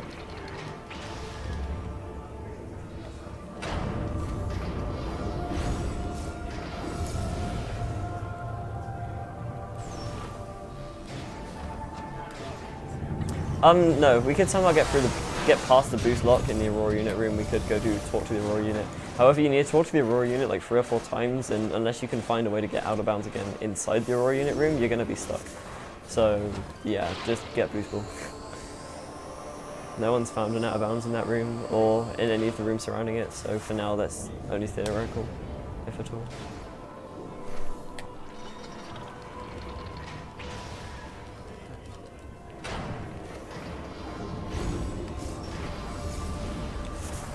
So here's another power grip. Oh, okay. The puffers are pretty trolls, but it's fine. It didn't mess me up too much. Puffers are always trolls. Yeah, this is true. That room actually has a pretty cool strike when we come back here with Screw Attack later, but for now we don't have it, unfortunately. We could get it early, but oh wow. Line up, please. There we go.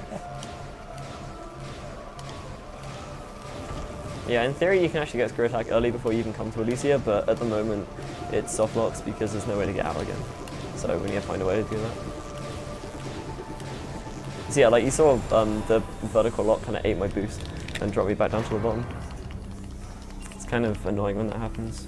Mainly because you have to get back up to full boost speed before it starts registering it anymore. The Aurora unit is corrupted. Okay. So yeah, the Aurora unit's corrupted. It requires repair. So we go down here, and then suddenly robots. these guys will die to a single hyper mode shot. There's lots of ways you can kill them. You can use boost ball, you can use like missiles and stuff, but this is just the quickest. Boost ball's probably the most fun though, because you just end up rocketing around for like 2 minutes.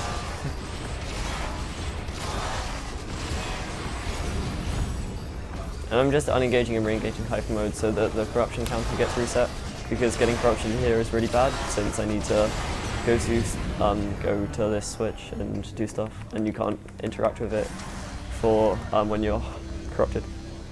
Well, when you're in hyper mode generally, but obviously you can't come out of hyper mode when you're corrupted. Okay.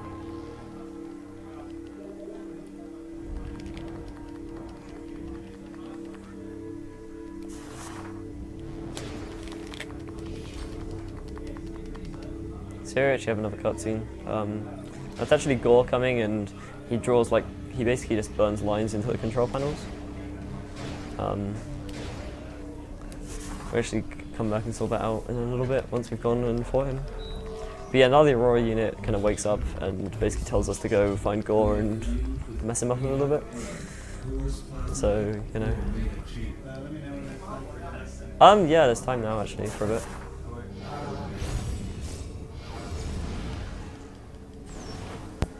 Well, we have another $1.23 from our good friend Sven, who says, "Selfish me again. Are you up for a tongue twister?" Well, I'll give it a go.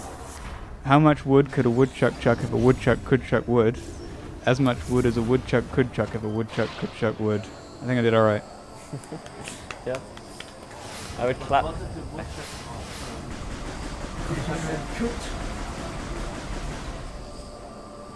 would have clapped, but my hands are kind of busy.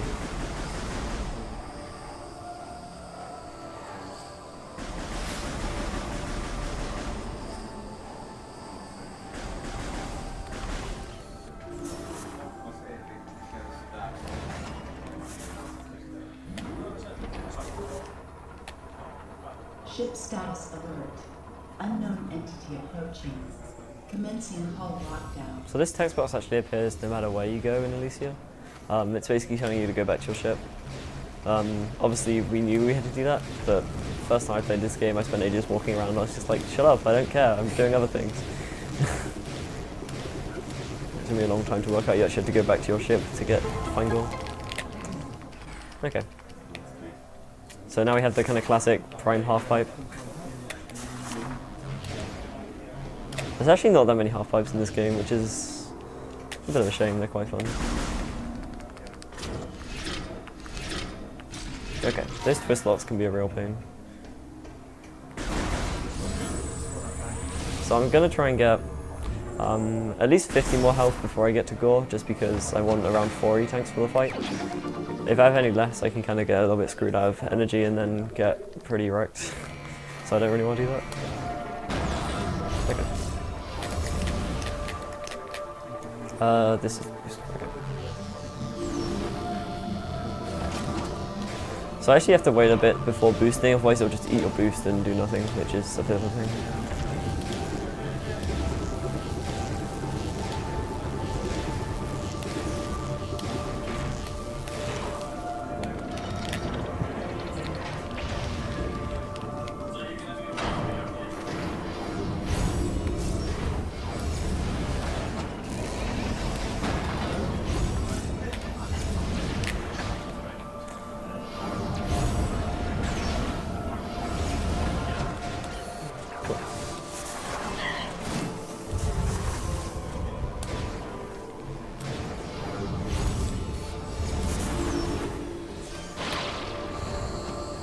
Okay, so this is the last zip line before we go back to our ship.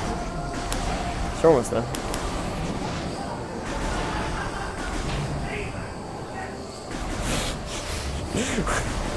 Whoa. I clearly love zip lines. The lobby just showing you guys that we all have fun here at ESA. Okay, there is a 50 drop that's guaranteed in this one, so I'm going to take it. I'm going to have to try and farm a drop from these guys as well. Sometimes they can give me a 50, sometimes they can give me 25, sometimes they just won't give me anything, and sometimes they'll just stay over there.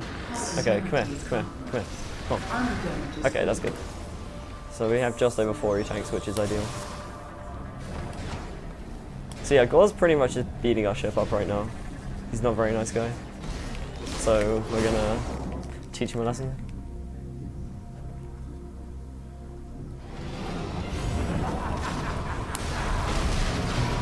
First phase is pretty straightforward, just get behind him and then shoot him in the face.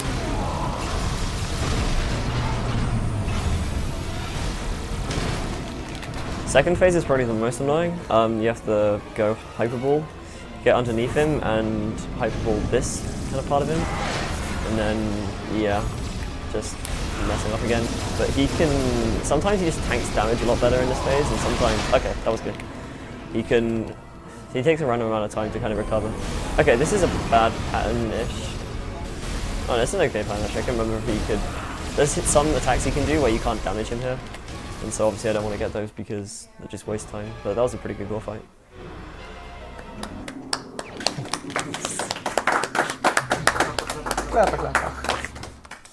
He's got the sign. So yeah, now we have Plasma Beam. Plasma Beam is pretty fun. Unfortunately, it has a kind of annoying gimmick attached to it, which is welding. Welding in this game is, yeah, interesting to say the least. I guess that's the best way to put it. Yeah, so now we have the ability to melt certain rocks. And also Plasma Beam moves faster than Power Beam does in the air, but it has a slightly shorter range, which isn't really an issue for now, but it becomes a bit irritating in a couple of later rooms where we want to shoot a beam across the entire room.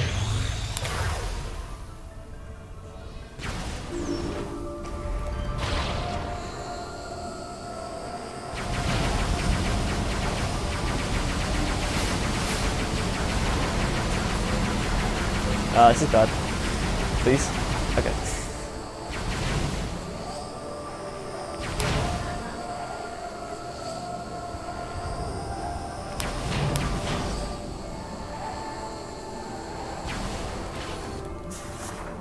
Also, the other benefit about Plasma Beam is that you can pretty much stun the robots in one hit with Plasma Beam. It takes a pretty decently charged shot with normal Power Beam to do so. So it doesn't really matter too much, but it's just a little bit helpful if any of them get in your way.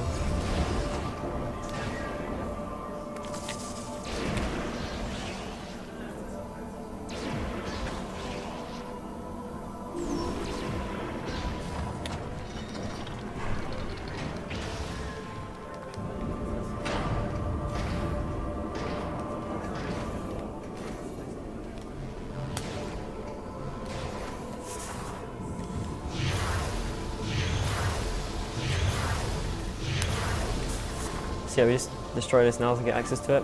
The one on the side you don't actually need to destroy, but you can, if you springboard up too high, you can slightly bounce off it and kind of miss, so I don't really want to do that. And considering I have to wait for it to disappear, like the other ones to disappear anyway, it doesn't really waste any time.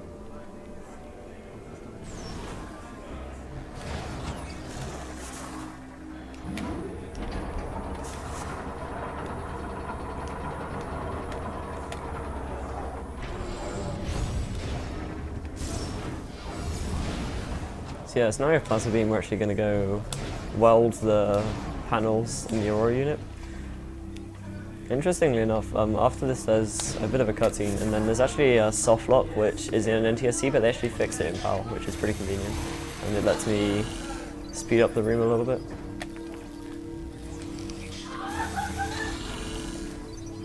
So these weldings are pretty easy, they're pretty straightforward. You get some more kind of complicated shapes later on. Get in there. Okay, we're in there.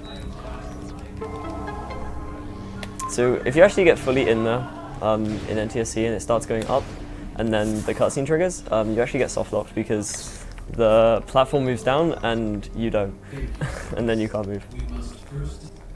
So that's fun. Luckily they fixed it in PAL, so there's in theory like 0.2 of a second save there or something if you get it.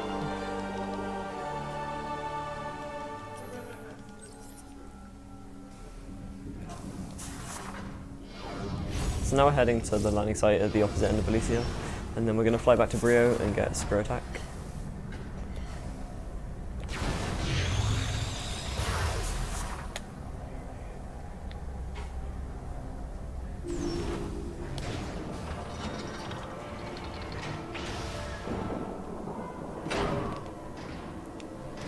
status update. Auto repair functions complete. Okay, so interrupting the text there is actually intentional. It means it appears in the next room, which you may not think is a great thing, but for some reason, this is another one of those rooms where text influences loading speed of doors for some reason. Ship status update. Yeah, it's weird. Basically, the door down here can... Ship is ready for use. I may have got it actually. You can instant load this door. Yep. This game totally knows what it's doing. So that door just randomly instant loads, and it seems to be based on how far the text is along by the time you actually get to the door. It does close on you, but you can just reopen it again, it doesn't matter. So it's pretty convenient. I mean, we do the lock anyway, so it doesn't actually save any time overall. But it is convenient.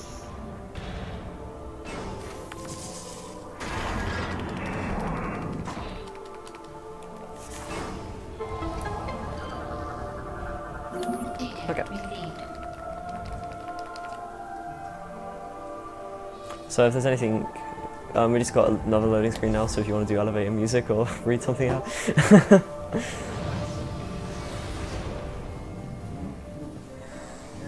Yeah. Oh. Do we have Swedish donations? I'm stuck to my mic. No, I can't take this off. I'm gonna try to get over here anyway. This is a minor challenge. What do you want? So we have another $1.23 from Sven, who says, how about a Swedish one, which might make the missing 877 appear? And I'm enlisting the help of commentator Dragonfangs. Okay, I'm gonna try this. You're just to be able to hear me with this mic. So, 7 sjuksköterskor skötte 7 sjösjuka sjömän på skeppet Shanghai. I'm glad I didn't do that one. That should be good enough. Like a potato in your mouth. Oops, trying to not make everything fall over. Good timing. Okay. And Sven is making the best of donations right now.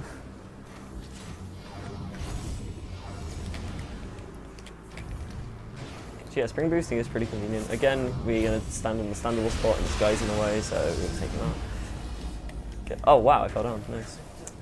Okay, so I didn't push into the corner enough. There we go.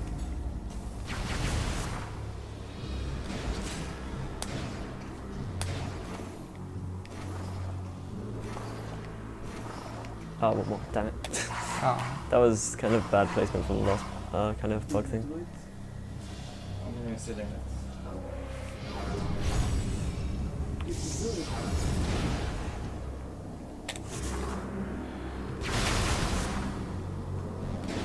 The ship at the end isn't actually Silex's ship, but it just looks like it. Just clear that up.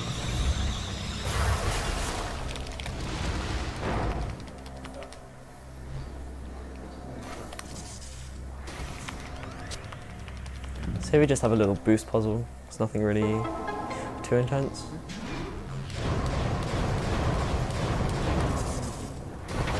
But now we get access to the portal to Icebreaker, which is a pretty cool area. It's a little bit small.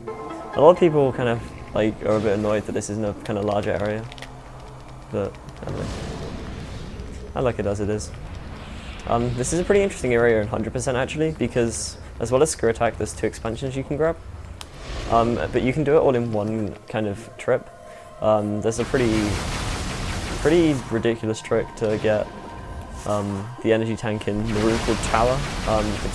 It's actually another thing that's different per version. It's a lot easier to get it on NTSC, but from combining an SSJ into an instant morph from the ceiling, you can actually skip the entire spider track puzzle and get straight to the energy tank, which means you could actually do this in first travel.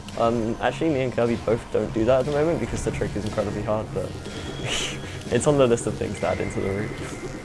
It's a pretty big list, actually. So yeah, hyperboarding the door there and then activating the boost. Oh, I didn't get it, okay. Sometimes the door will just stay open long enough so you can just go straight in, but I took a little bit too long getting the boost going. So now we have Screw Attack. Screw Attack's fun. You actually get it pretty early on in this game compared to, I guess, Prime 2 and other games. There's a cutscene here, so I can't do anything. There we go.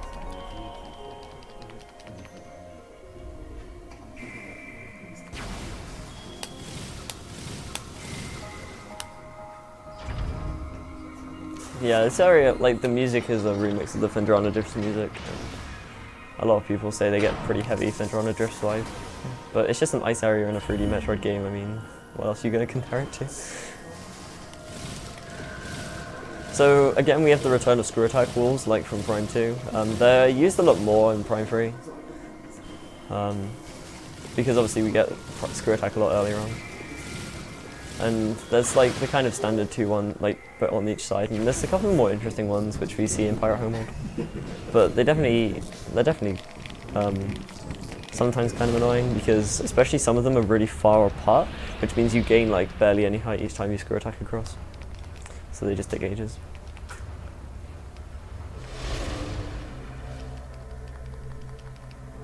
Yeah, the amount of time the door remains open is set. It's about 10 seconds, I think. Oops, get in the hole.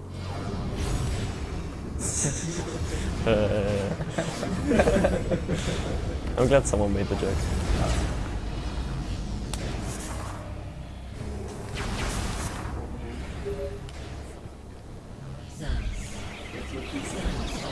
Hello? Okay, I got stuck there, that was cool. So unfortunately I have to mash through this text before I go into my ship, else it's going to cause issues later on. So I just have to wait here for a bit. Okay, there we go.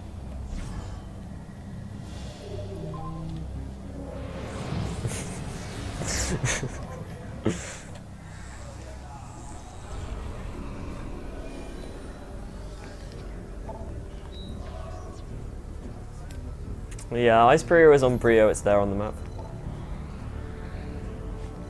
Sorry to disappoint, guys. It's not Fendrana.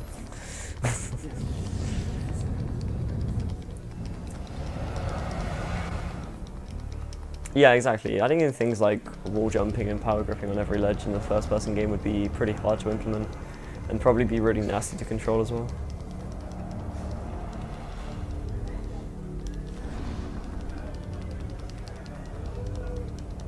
Okay, I am going to try a pretty interesting strat on this elevator coming up. There's actually 3 attempts I get at it, twice here and once in a different place.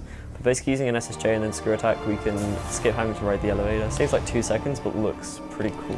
No. Right, okay, let's actually try it. No, okay. Springball hates me. Springball, please. Springball hates me, whatever. It's fine. It's not worth trying it for any longer than like a second, because it only saves like, wow, never mind. Okay, we'll just fall in the hole, that's fine. But yeah, it only saves like a second, but it looks a lot cooler than it. Like, it's one of those tricks that just looks really cool, even though it doesn't save much time. Yeah, go now. That's fine.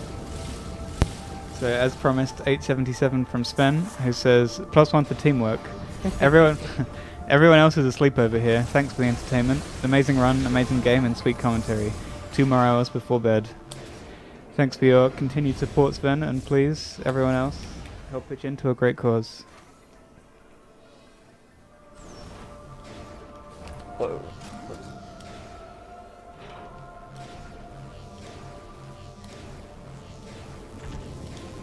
So now going to East Skytown. East Skytown is a very interesting area. There's a lot of very cool stuff we can do, and there's a lot of cool stuff you can do which we don't do. Like, you can do the area in pretty much any order. There's lots of places you can go out of bounds. They're not very easy, but there are possible ones. And there's just generally a lot of pretty cool motion tech in this next kind of segment. So we start off just following the normal route, but things break down pretty quickly.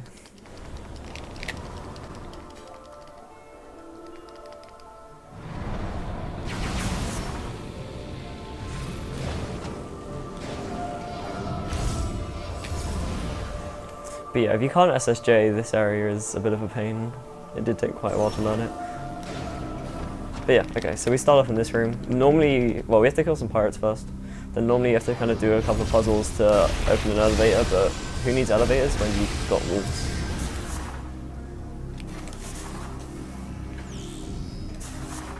Let's go past here. So this is the normal door you're meant to go through first. But then, in the next room where we get a choice, it's called, the room's called Chozo Observatory. It's actually the place I mentioned earlier where you can get the expansions for your map that show you things.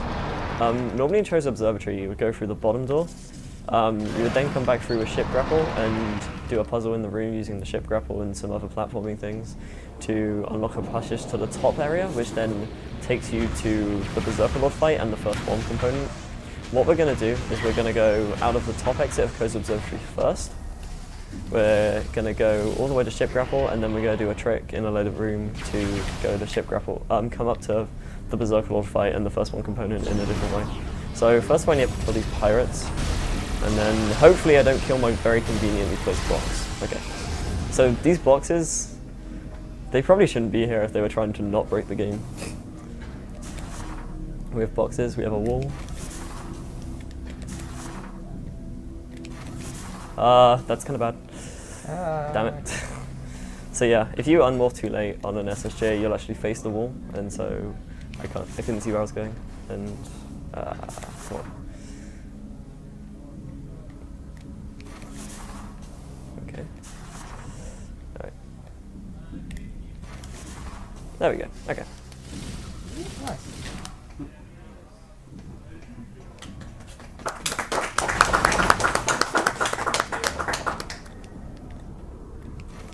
So some more wall abuse here.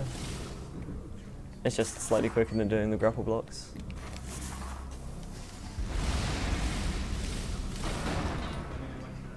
You have to wait quite a while actually. Sorry.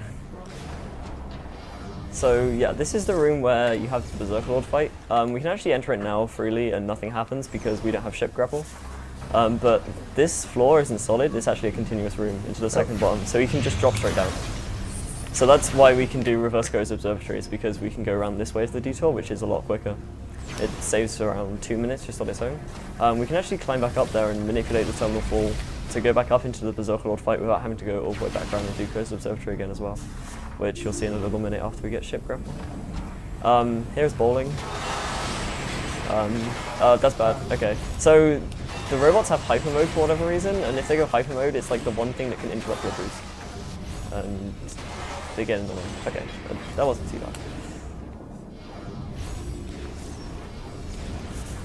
bad. Oops. I boosted a little bit too far.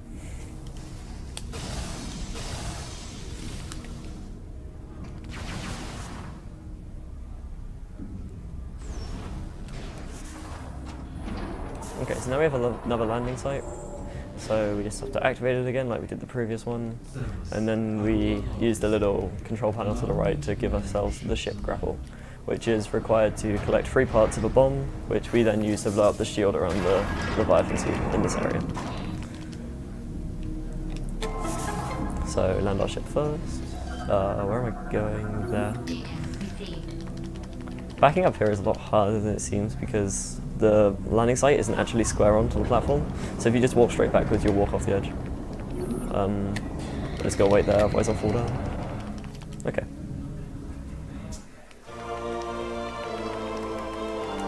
So ship grapple is kind of annoying because the only reason you need it ever is just because of this bomb. And if we could skip this bomb, we wouldn't need it ever. Okay, we didn't get the instant more. So that was the second attempt for that trick I mentioned earlier. We get one more attempt when we come back for Spider Wall, but that's in quite a while. So, yeah. Okay. Bowling part 2, there's less robots this time, but there is a pirate ship which can also knock us off the bridge. Okay. You can actually snipe you there. It's pretty random where that shot hits, but we got not messed up. Okay, so here, let's go back through this room, and then we're back in the bottom of that kind of room where we dropped down earlier. We can actually kind of climb up on some of the geometry.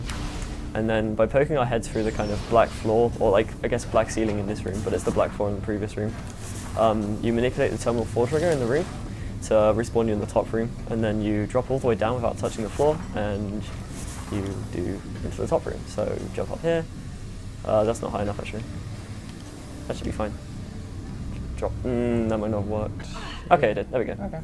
And then we have to activate the Berserker Lord fight, unfortunately, because we're on PAL. On NTSC, you jump into here, and the spinners are already active. But unfortunately, we have to fight Berserker Lord again. But yeah, this is even more random than the first time, unfortunately. So not only can he basically has a whole load of attacks he can do. He can do the kind of standard ball attack that we're used to. He can also shoot red energy balls, which you can't shoot back to him. as part of those chains. He can also do just a standard red shot. He can also do a ground pound, and he can just roar at you and just stand there for like 20 seconds like an idiot. So this fight is entirely RNG. Ideal fight is 4 rounds, which is 2 2s and a 1, or 2 1s. I don't think you can get a free round. I'm pretty sure it's impossible. At least I've never got one, and I've gotten easily over 100 of these fights. You can get up for a 6 round, obviously, with 1 blue ball from each round. But also the attacks he does in between add to the time it takes, so this fight is just a random mess, really. Yeah, this is a 4 round, so we've got 2 2s, so that's pretty easy. So he's almost dead. This is where he just sits around for ages doing nothing and not giving us blue balls.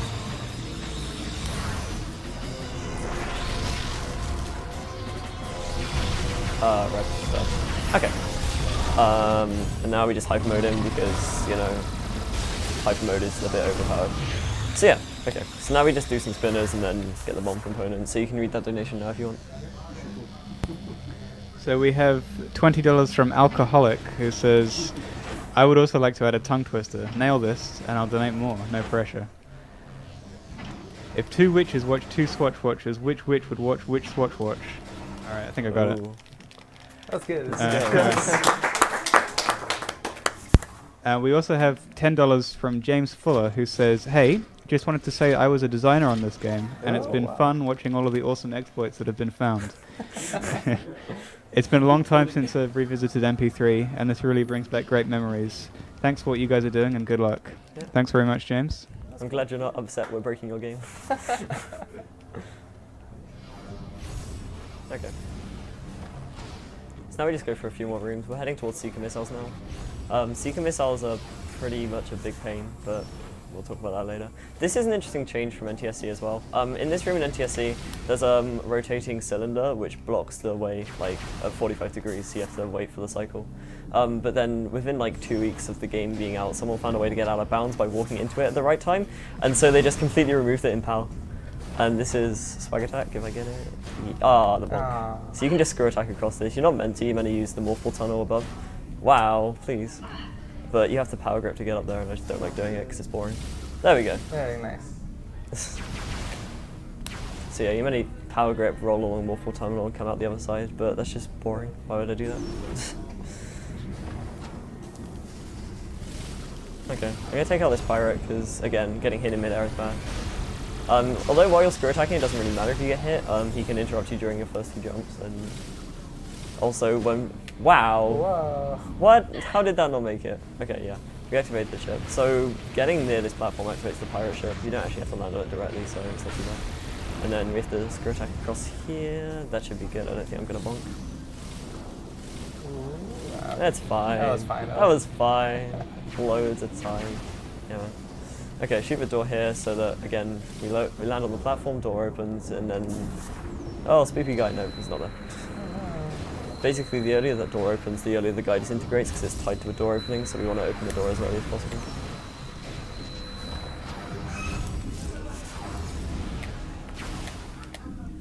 So this area is called Xena Research. This is actually the first encounter with Metroids in the run.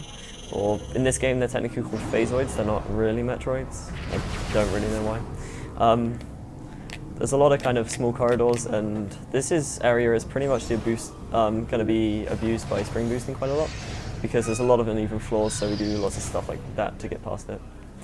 And it just helps maintain speed a lot through this area. Whoops, that was bad.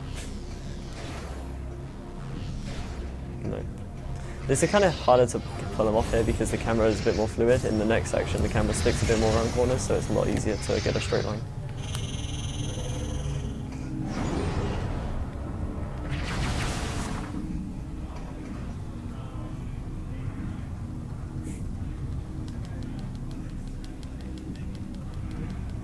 Yeah, doors, okay.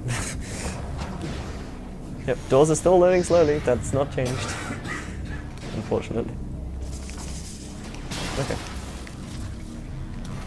Oops.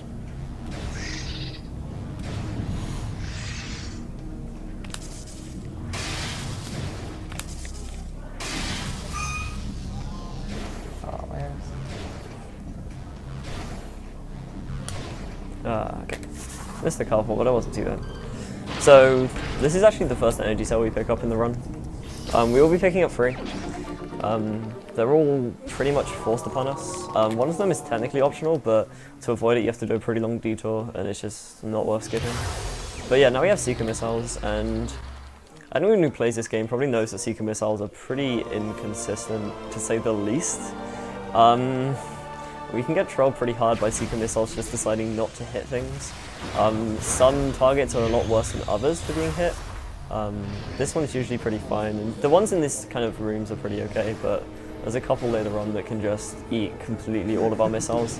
That's the reason why I'm kind of getting a lot of missile expansions at the moment. I want as many missiles as possible for this section.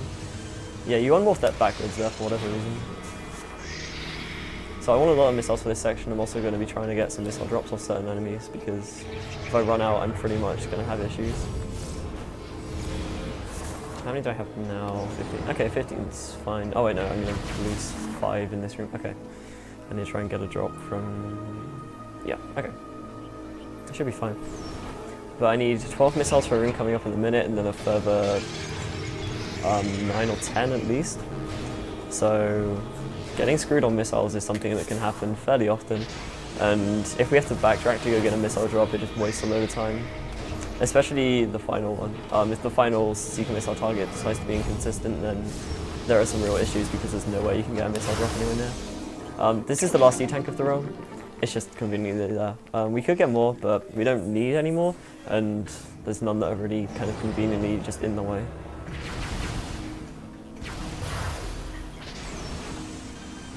This one's fine. No, there's no drop in there.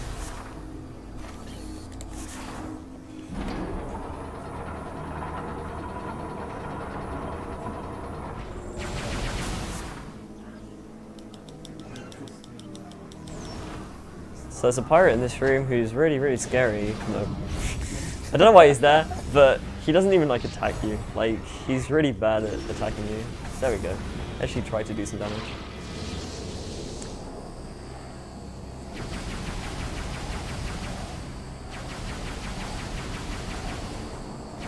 So yeah, probably the most annoying thing about phasoids in this game is you can't hurt them except for in hyper mode, which for the most part isn't too bad, but if you get into like an encounter where you just came out of hyper mode or whatever, then issues can be had, and that's pretty bad missile drops. I should be okay actually, I think. So missile expansion here, again, just need more missiles. Okay, so these Seeker missile targets are some of the worst. Okay, so far so good. These 12 can really troll, unfortunately. That's potentially bad. Okay, no, it's fine.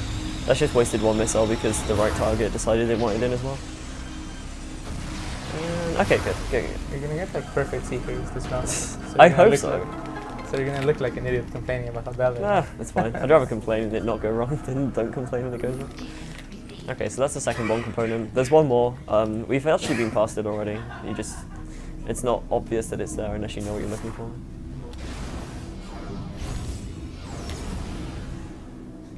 Oh, I could have gotten a drop from that pot, possibly. How many do I have? Wow, okay, cool. 30 missiles, nice. I clearly got a big drop off one of the pots. Hello? There we go.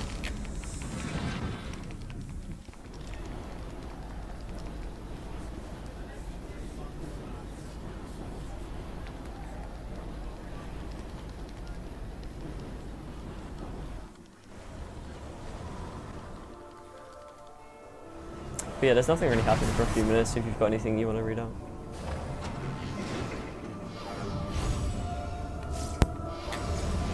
There are no Dune donations right now, but I'll take this opportunity to remind people that they're watching the yellow stream of the European Speedster Assembly 2014.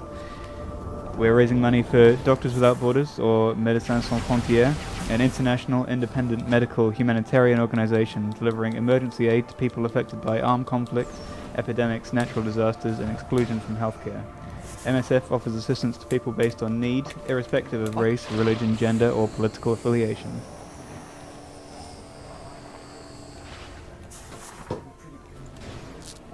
Yeah, it is actually. Thanks. There are a lot of cables, so be careful. It'll be fine. No? So yeah, we have screw attack, so this room's not cool. You totally need that power grip edge.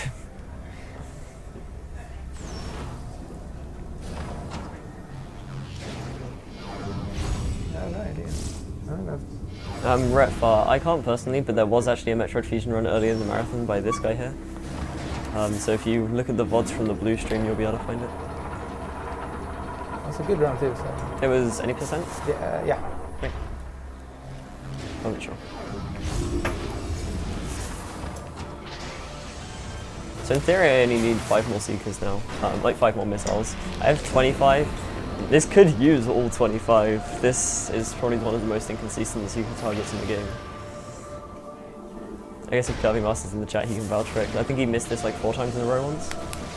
Just, it's terrible. Okay, that was good. It's fine, there's still plenty of places they can go wrong. So that's all 3 parts of the bomb. Now we just go place it in the spy pod, talk to the Aurora unit, and then we have the spy sequence, which is pretty much an auto-scroller, in the fact that we just have to kill certain enemies to get it to advance. But it's pretty fun to play, at least. Excellent work, Samus.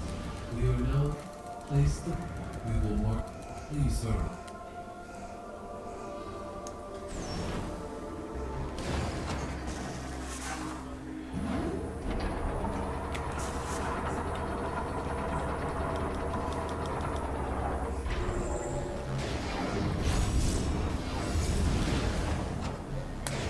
You could talk to the Aurora unit here, but it's not useful.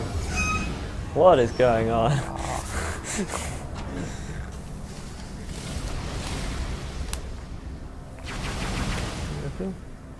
Oh, this is a ball launch.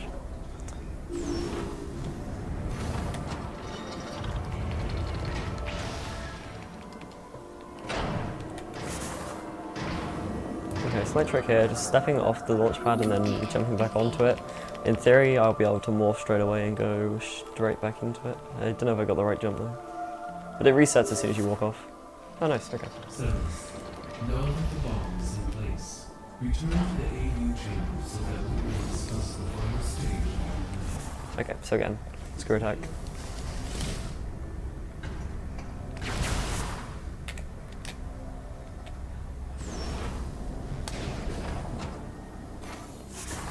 Oops. Okay. To drop the bomb, this must be done. This is a dangerous. Thank you. Initiating skydown migration. We will move. Do you understand? After shutting, we regret. Oops.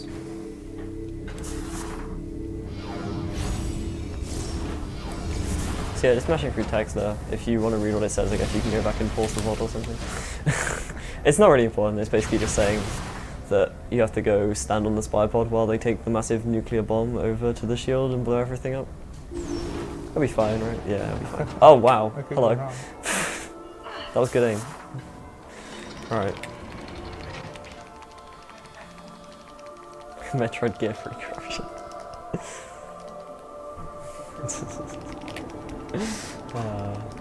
Funny.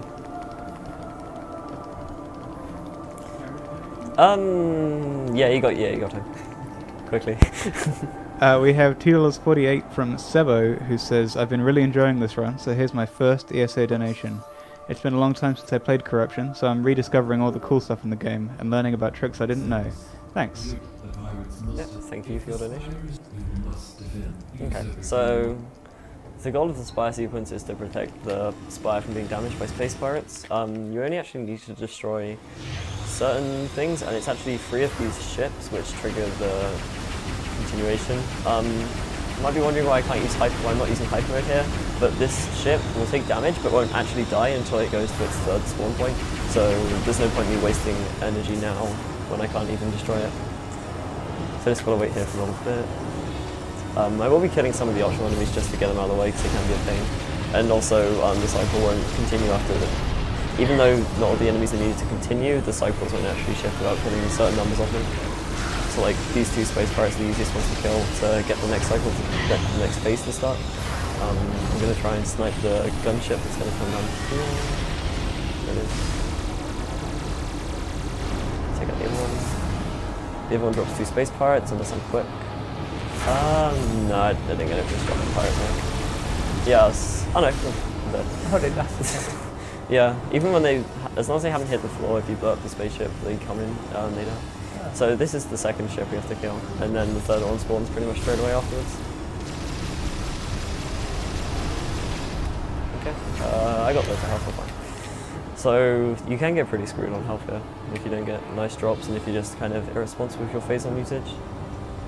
And even in 100%, you don't come here with a very large amount of E-tanks. Let's try it again. Okay.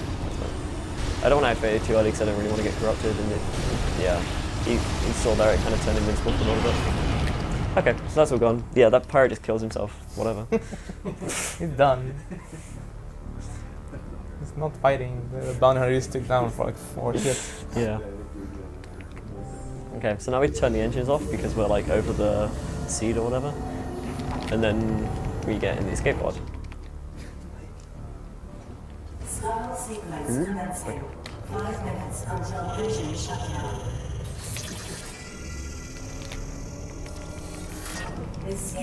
Oh no, it's malfunctioned. Yeah, so we have to go repair the access, repair the escape pod. Unfortunately, this is more welding, and these welding ones are a pain. These are definitely some of the more annoying welds in the game. Yeah, I don't know what happened to the camera there. It does that randomly sometimes. Okay, so this one, grapple off. Wow.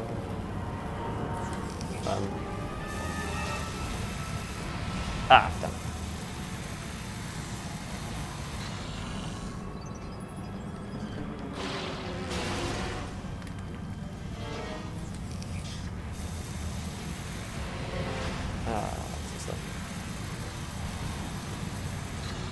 Engine shutdown in 4 minutes. Yeah, you have a 5-minute time limit here, but if you ever hear 3 minutes, you're doing it wrong. You really don't need like any time at all.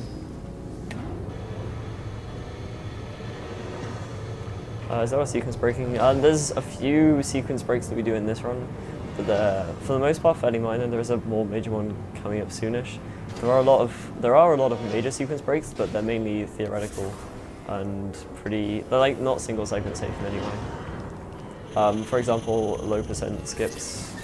It skips a lot of things like, it skips ice missile, it skips hyperball, it skips spider ball, it skips quite a lot of things that you would normally think are pretty necessary, but the way they skip them is ridiculously difficult, so we don't do it in any percent just because it's not like viable to use for now. If someone finds easier methods to do some of them, we could start adding them into runs.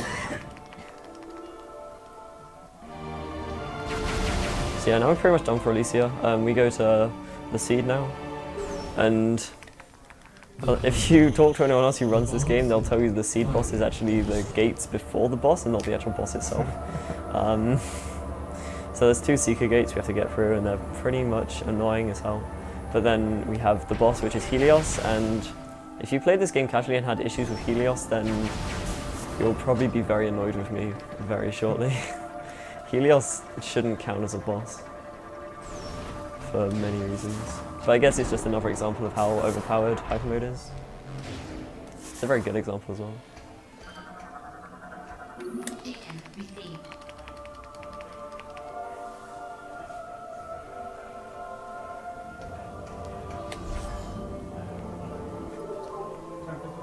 Yeah, you got it. We have another $2.54 from, you guessed it, Sven, who says, sweet memories hearing the voices in this game. Also, interesting random sounds outside your room. Yes. Interesting is one word for it.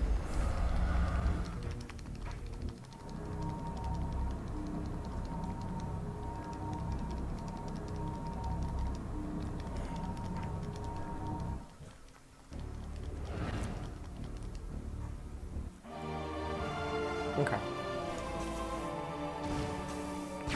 Also, we can just screw attack from here, we don't actually have to do the platforming. It's convenient. Okay.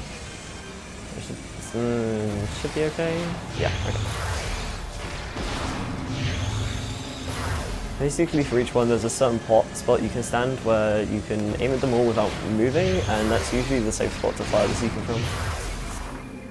If you try and because you can pick them up separately, and so if you try and do that and move around a bit, the Seekers will usually miss. So this is Helios. Yeah, there's not really much to say, I'll just let it speak for itself.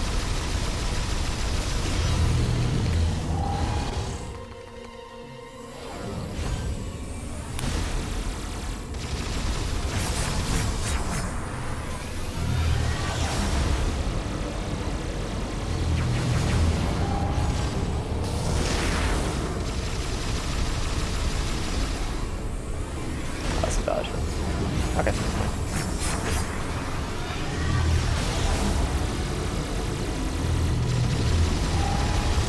And he's dead. So Helios is really a threat. Hey!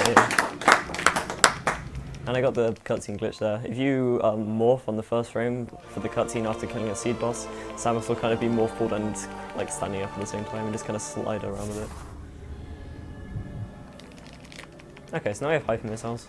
Hyper Missiles are ridiculously overpowered, and the downside to them is they use 25% of your phazon meter. The upside is that they'll still let you fire even if you only have one unit of phazon left. So you can always get an extra kind of bang for your buck, as it were, at the end of corruption, or at the end of hyper mode usage. A lot of enemies will die in one hit to a nicely placed phazon missile.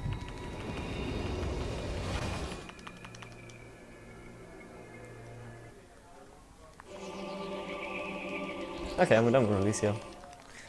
So now we go to the third planet, which is the Pirate Homeworld. And the Pirate Homeworld is so full of plot holes. You can just fly straight in there and they don't even notice you arriving. It's pretty good. But yeah, so Gandrida is the one who went to the Pirate Homeworld. She discovered it, and then this is why it's not on your map yet. You now get the info about the position where it is. And you find out that the Pirate Homeworld has also got a Leviathan on it and is being corrupted. So it has a seed just like everywhere else. So now we're just going to Pirate Homeworld.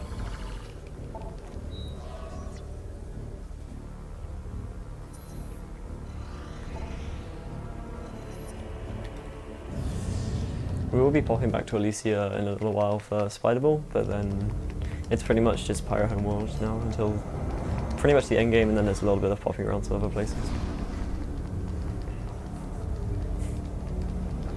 Yeah, that's pretty accurate. You fly through a plot hole. So, you fly into the Pirate Homeworld planet and you just kind of go straight in there. And yeah, here you are. There's no pirates here waiting to shoot you or anything. Don't even notice you're there. They weren't expecting me. Clearly. Clearly weren't expecting anything.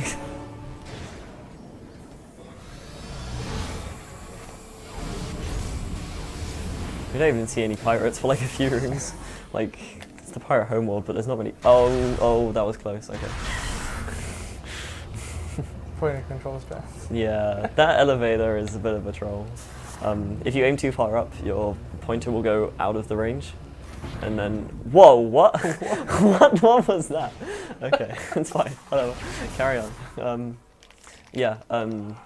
If your pointer goes up, it goes out of range, and then it resets to the middle. But you can still press A, so you'll hit the level 2 instead. So Pirate Homeworld's thing is Acid Rain. Acid Rain hurts you, surprisingly enough, and also I didn't get it. You can just jump straight in there without having to get the power grip. It's just something I found the other day. It's pretty fun. But yeah, so Pirate Homeworld's thing is Acid Rain. If you go in the Acid Rain, it hurts you, and the damage stacks similar to how Red Phazon works in Prime 1 and Blue Phazon before you get Phazon Suit. So it can be pretty deadly, especially since we don't have loads of E-Tanks, and we're actually skipping Hazard Shield, which is the item that protects you from the Acid Rain. That's our second energy cell. That was actually the last thing to be found to be skippable in low percent at the moment. That's the current low percent depends on that trick, to skip that. So we actually can abuse the Acid Rain in a few ways. Specifically, if you're in hyper mode and you walk into the Acid Rain, you'll get auto-vented. So it's not necessarily helpful for fighting enemies on your own, but it is helpful to manipulate an enemy to throw a Phazon bomb at you and then use it to auto-vent and stay safe. and there's actually a place where I'll be doing that in a little while. So we're just going to X-ray visor at the moment. The X-ray visor in this game is somewhat overpowered in the fact that you can see enemies' weak spots, and if you hit them with a weapon in the weak spot directly, they'll die. Especially once you get Nova Beam, which is the final beam in the game, which is pretty soonish. A lot of enemies have weak spots which you can only access with a phasite, like a weapon you can go through phasite, which is the blue stuff in the background, which surprisingly enough Nova Beam can, so a lot of enemies just become one-shotable.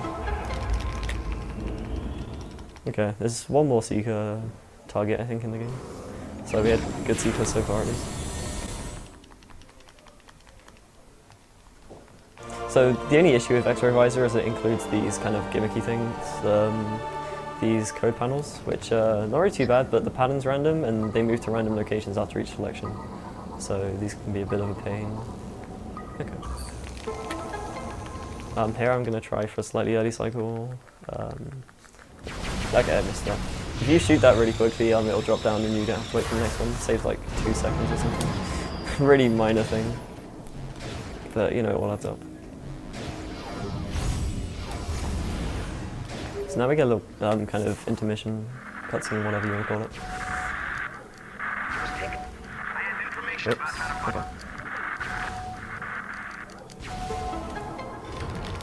So that was a Galactic Trooper saying he's been captured and has information on how you can avoid the acid rain.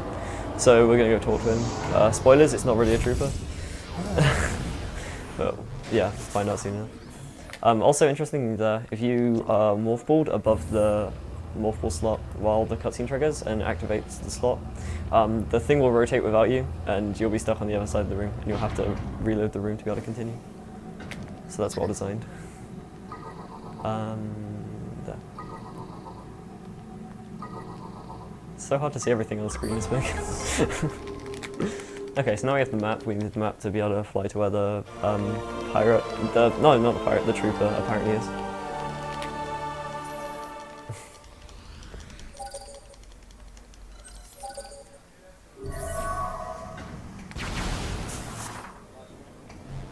So yeah, basically we're going towards the Gandrider boss fight, and if you were here at the start, you heard some donations hoping for a good Gandrider. Yeah, Gandrider is, oh my god, where to start? I have many names for her, most of which I probably shouldn't say on stream, so... But basically, Gandrider gets pretty wrecked by Screw Attack. So the idea is to kind of Screw Attack her at the right time. Unfortunately, she's pretty random for the most part, and if you don't Screw Attack her fast enough, she starts doing all sorts of horrible things, like transforming into other enemies that you fought before, but all of them have like some sort of invulnerability, so you can't just deal damage directly, you have to do that enemy's puzzle. So like she can turn into Rundus and fly around the room, she'll turn into Gore, and you have to do the hyperball, like just the hyperball damage before you can do any damage. And it's just a horrible, horrible fight. And I will be trying for an incredibly quick strat, but there are absolutely no guarantees on how well it will work. No pressure. Yeah, well, Kirby's got how much writing on it, so I felt like I should at least give it a good try. But yeah, I guess I'll explain it a little more in detail. There's a few things to look out for in the fight, but I'll say just before we get to it. This next room is actually kind of interesting. Again, it's one of the, I didn't hit that. No. Can I aim, please? There we go. That was silly. Okay, so this next room's kind of interesting. Again, it's kind of one of those rooms we do out of order. We're going to do an SSJ here to get onto this platform and go into this morphal tunnel. There's a robot there. If you spend too long doing the SSJ, the robot goes into this tunnel, and if you try and go behind it, if you touch it, it becomes solid, deals damage to you, knocks you back, you can't get past it, you can't destroy it, you have to reload the room. The only way it can actually take damage is Screw Attack. For some bizarre reason, but you can't Screw Attack into a tunnel. So if you get the robot in there and then touch it, you're basically screwed. So if I take too long, I just have to wait for the robot. It does eventually disappear out like the far end of the tunnel, but it's just something that's just really annoying. Also, since we did this room backwards, the room state's slightly messed up, so some interesting things will happen when we come out of this more full tunnel section. Also, on that half pipe on the right, there's actually a ship missile expansion, which is probably one of the cooler tricks in 100%. excuse me. Normally you meant to get Spider Ball before grabbing it, but there's actually a way you can get it without Spider Ball, using abusing the kind of edge of the. It's kind of a half pipe and it's got a slight kind of lip on the left side above the main bit where you drop down, and so you can kind of bounce off it. Damn it! You can kind of bounce off it and then head towards the expansion. It's a pretty. Hello? Please? Hello? What? What? Okay, whatever. We're just trying this again. That hasn't happened before. That's 2 for the listener. That's 2 this time. Yeah. 2 minutes. What? What? Come on, please. You Why are you wanted that doing one. this to me? Where is it? There. That was disgusting. Motion controls, ladies and gentlemen. I wasn't even motioning him. No, it just wasn't letting me He was click it. clearly hitting the button, it just wouldn't register.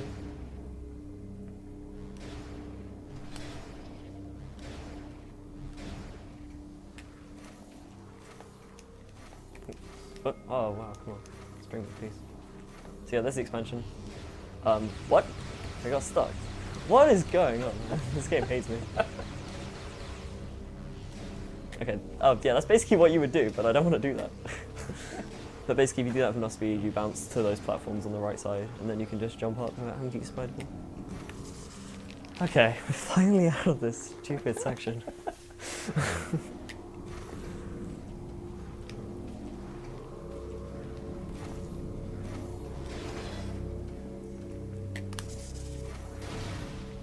So this is where the ring state gets kind of interesting. So normally when you enter this room from the bottom, you activate this cutscene. To clarify, those panels are completely random, right? Yeah, they're That's why you completely need random. X-ray. You need X-ray. There's no way to know the pattern. They're completely beforehand. random and the locations randomized after each thing anyway, so even if you knew the pattern, you wouldn't necessarily know where the things are. My batteries just went up, that's cool. But yeah, the room state's messed up. You're going to get that when you go into the room initially, but also you're not meant to be able to get to those antennas, so the fight normally starts after a certain period of time. But usually with those antennas, if you destroy all of them, the fight will like cancel and the pirates won't spawn.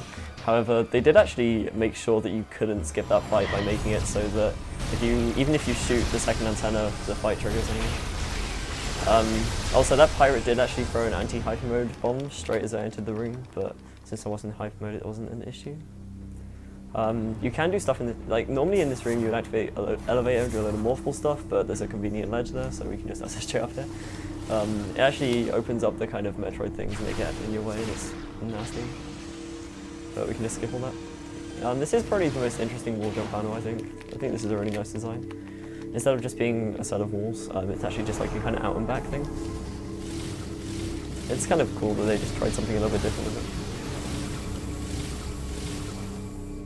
it. And again, this is another room you can clear without screw attack, but it's a pretty hard trick to do so and it wouldn't save any time in any percent. So we're almost at the Gendrider fight. So the specifics is, the first phase is always the same, but the idea behind the screw attack is I have to screw attack past her, so the screw attack's hitbox is pretty large, so I want to stay inside Gendrider's, like, I want to keep Gendrider inside the screw attack hitbox for as long as possible. If I screw attack directly into her, I'll bonk, and the screw attack will cancel, so I won't take much damage. So I have to kind of screw attack alongside her. The first phase is always exactly the same, she always moves exactly the same way. Second phase, she can go in one of 2 directions, and third phase is also always the same.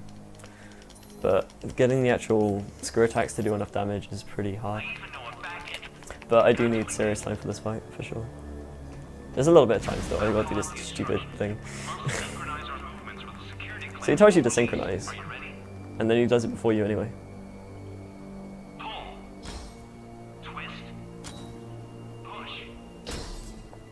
Okay.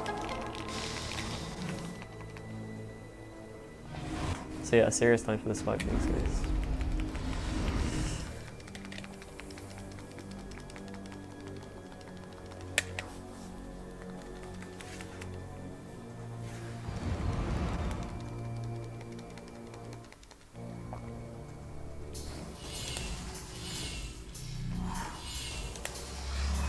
Yeah, maybe? Okay. I don't know.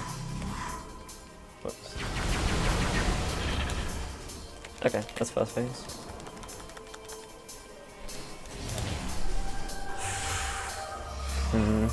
That's not good. That's really not good. Okay.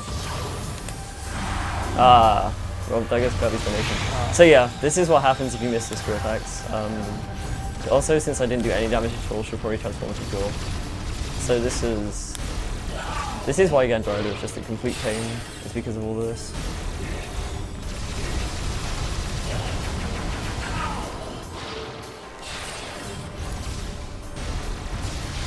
Wow, what? What is going on? This is just terrible. Where are you?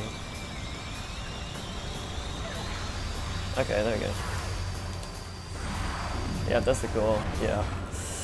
So this was a pretty bad Gandrida fight. I can still get the quick on the third cycle, but like on the third phase, but the rest of the fight's been pretty bad, unfortunately.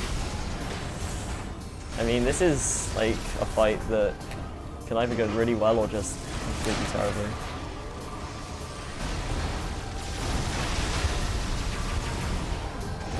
Yeah, this is actually an issue. I'm actually really low on health right now, so I have to kind of be careful that I don't die.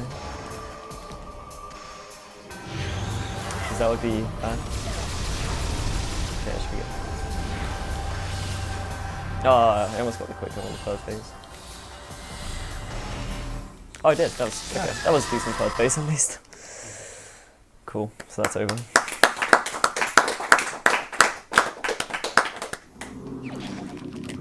So now we have grapple voltage.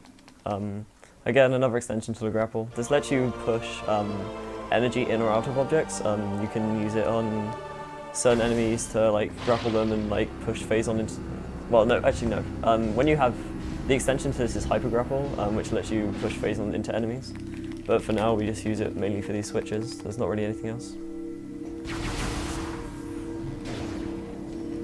It's kind of just another one of those just little things that's kind of arbitrary, but unfortunately necessary.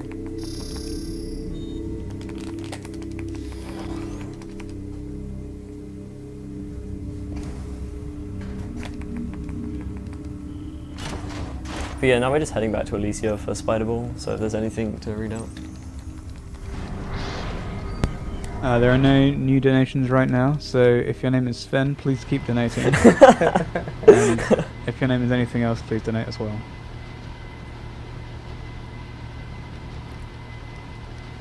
Yeah, so in my PB, which is the current world record, I actually saved a minute 40 on that split and golded by like 30 seconds because I got pretty much the perfect fight. So doing runs at the moment is pretty painful. Just going up against that is just horrible.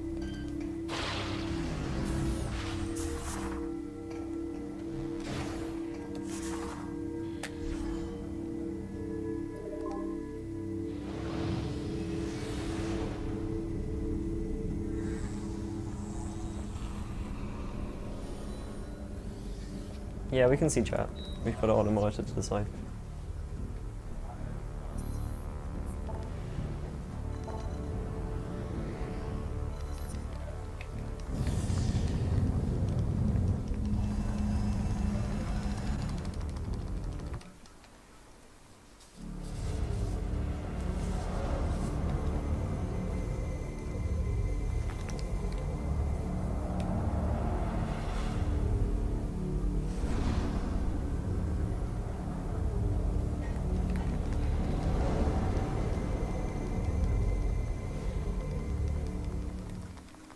Okay, last chance to try that elevator skip. We'll see. No. Springle hates me, whatever. That's a thing.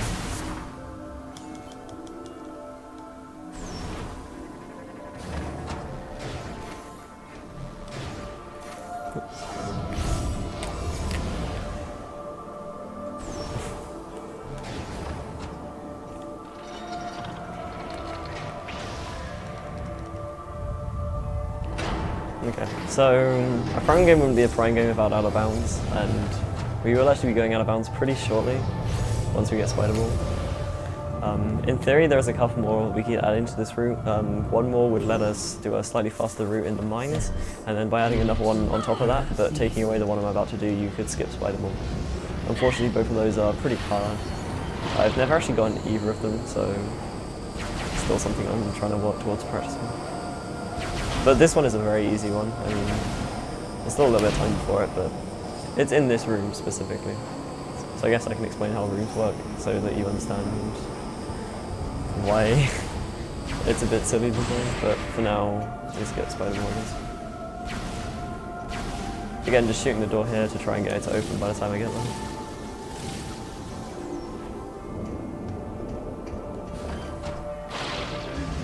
Yeah, sure. So sure enough, like clockwork, we have $3.14 from Sven, who says, yes sir, and also says, guess what I want. So, Maelstrom, you got any thoughts on what Sven wants? No idea.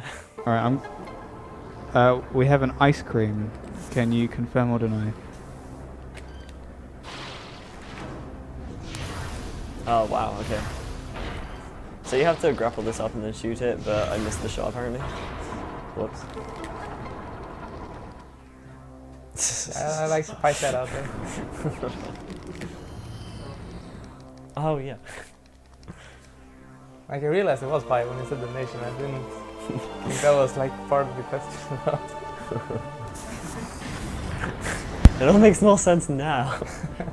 Okay, so this is a cool room. I can skip this by just jumping over there, and then there's another slight skip I can do just up here. I'm either going to get the skip or fall down, so we'll see what happens.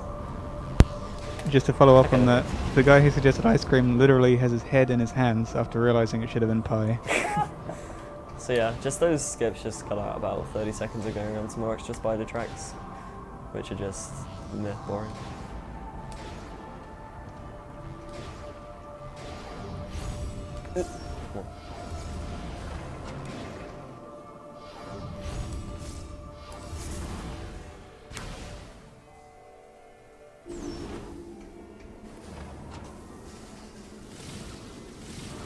Okay, yeah, so rooms in Prime games are stored within boxes. Outside of that box is something called the ether, in which normal physics don't apply. You actually float very slightly upwards, and there isn't any gravity or anything, so you can just walk around in it freely. So a room is bounded on all sides by boxes. For the most part, the boxes in these game are pretty huge, except for some of them are pretty unbounded, badly. So we're now out of bounds. You just boost off there and unmorph, and you can just walk on. This is called the skywalk, which is the top of the room. And we'll just drop down over here, and it just skips having to do that spider section.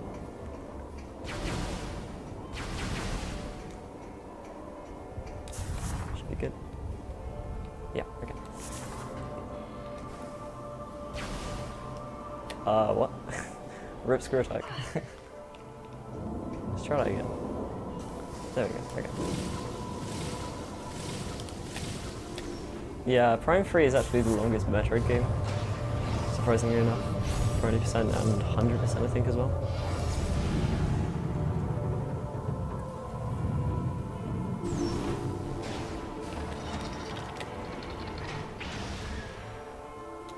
There isn't like a leaderboards, but if you go to Metroid2002.com, there's there's a forum site, and it has a sub kind of board for every game, and most of the games have leaderboard threads on them. I've ordered them. I think it's time we'll come. So Admiral Dane has the best voice in this game.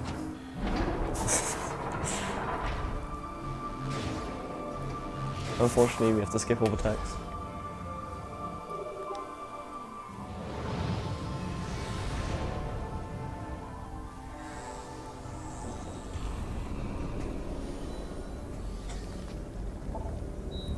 Other items in-game time is longer, but it includes the cutscenes in the in-game time.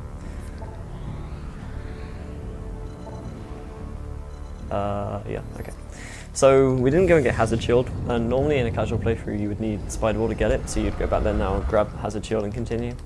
But we can actually skip it. It creates some kind of sketchy rooms, but with some kind of good strats and just paying attention to my health, I should be able to make it through without completely having issues. Unfortunately, some of the kind of abilities to go through rooms is a little bit random depending on the enemy AI, but we should be okay.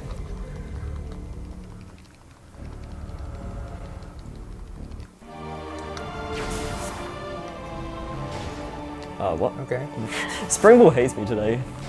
Thank you.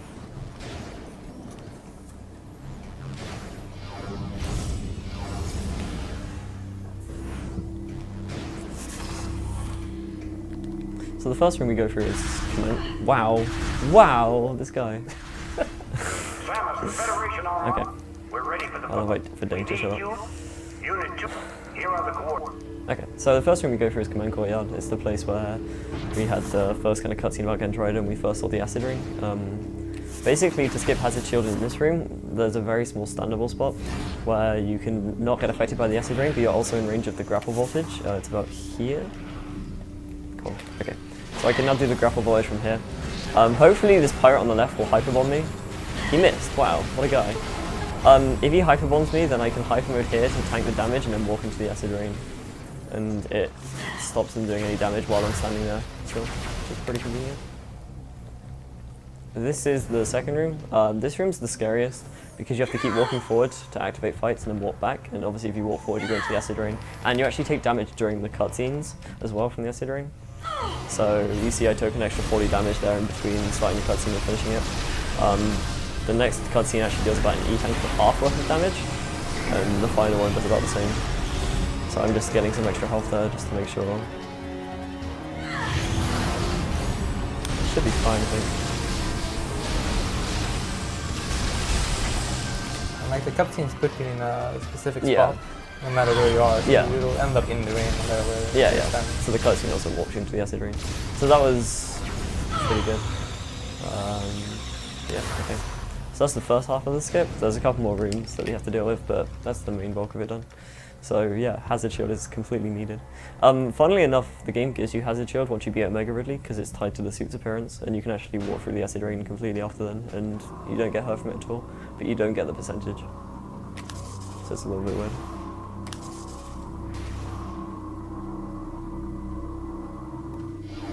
Also, the place we just dropped through in that room, you can actually get back up into it using a combination of like spring jumps and some tricky bomb placements.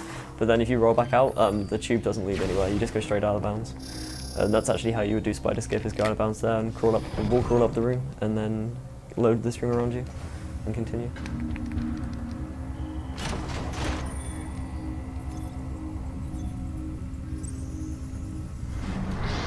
Yeah, sure. We have another $3.14 from Sven, which confirms his love of pie, I think. He says, "Thank you for the shout out. Sorry, I almost dozed off. Just one more hour to go. Hype jump, hype ball, hype train." All aboard.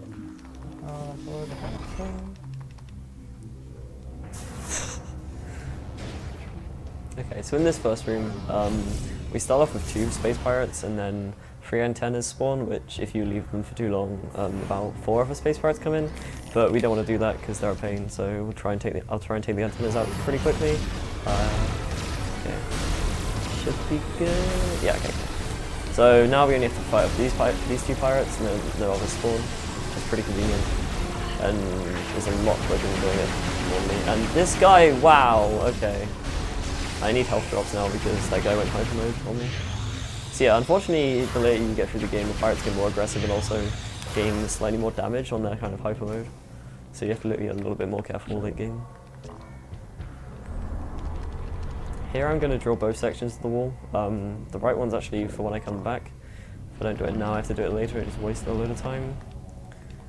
But that's so we can come back through here at the end. And then the left one is so we can continue right now.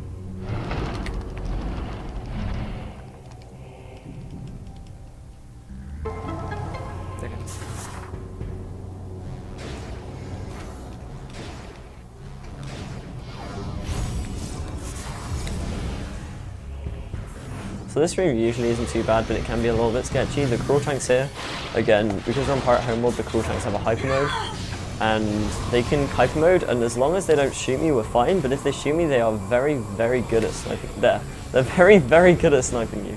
Luckily, I was already kind of in the slot there, so even if I'd fallen down, I would have fell into the boost slot, but they can knock you off and completely just ruin your day.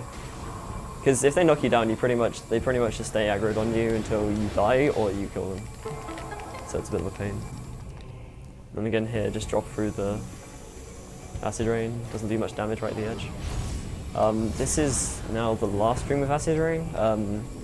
One cool thing is that while you're screw attacking, you don't take damage from the acid rain, so we can do stuff like that and have exactly the same amount of health. I'm actually on pretty low health right now. I'm a little bit scared. Potentially, this room can go a little bit wrong because if you look, the damage starts pretty slowly and then starts stacking really quickly. So when you use screw attack, you don't take damage, but the stack timer keeps going up. So I take low damage here, and then I start taking pretty serious damage there when I come out with screw attack. But okay. So we've now successfully skipped Hazard Shield. Yeah, that's all there is to it, really. So now we're just gonna get Nova Beam. Unfortunately, to get Nova Beam, you have to kind of sit through a kind of auto-scroller section, I guess. It's kind of a like scripted fight almost, but it can take longer than needed. It can't be any shorter though, unfortunately. But Nova Beam's right there on the left actually. The pickup's right there. If you actually come into this room from out of bounds, you can load it around you and actually grab the pickup and then kill yourself. And because this game has a checkpoint system, one of the things that activates checkpoints is getting a major item. So you respawn in a different room with Nova Beam. So you don't have to do this section. Okay, so in this room we basically, there's 3 prize pirates spawn at a time, we kill 2 of them, we leave the last one alive so we can bait him into the thing in the middle in a second. So I'm going to try for something here, which is just pretty fun. Get up there? No. Come on, get up there, please. Okay, no, not this time. So hopefully I'll get this trick once. It's a pretty just fun thing to do. Considering you just have to wait a lot, like spend a lot of time trying to find something fun to do while it's just waiting really, and found a pretty cool thing. Hopefully I get it at least once. And also as you go along you get different types of pirates like distributions. You get less of these orange ones and more of these kind of darker ones which walk around a lot. The dark ones have a lot more health, which is more convenient for me because I can be a lot less careful with how I just like damage them. Wow, I'm not getting up there at all. Come on. There we go.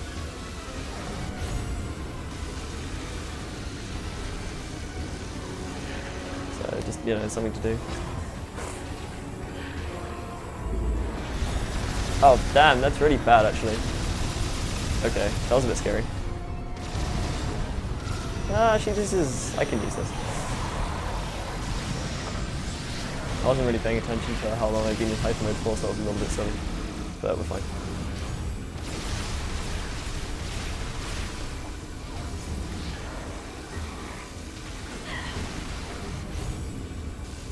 Yeah, they're really good at aiming up here.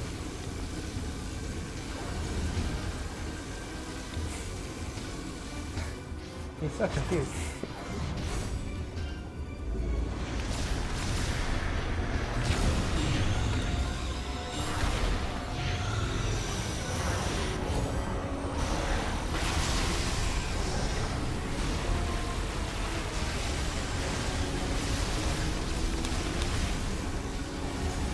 I'll just play hide and seek with this guy because I can't be bothered to go up there again.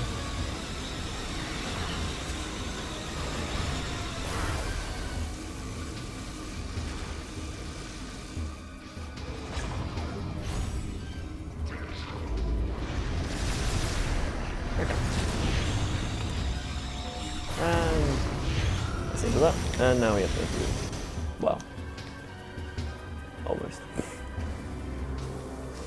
Now we have Nova Beam. So yeah, so like I said earlier, Nova Beam in conjunction with X-Ray Visor lets you kind of shoot through this kind of blue wall you can see in front of me.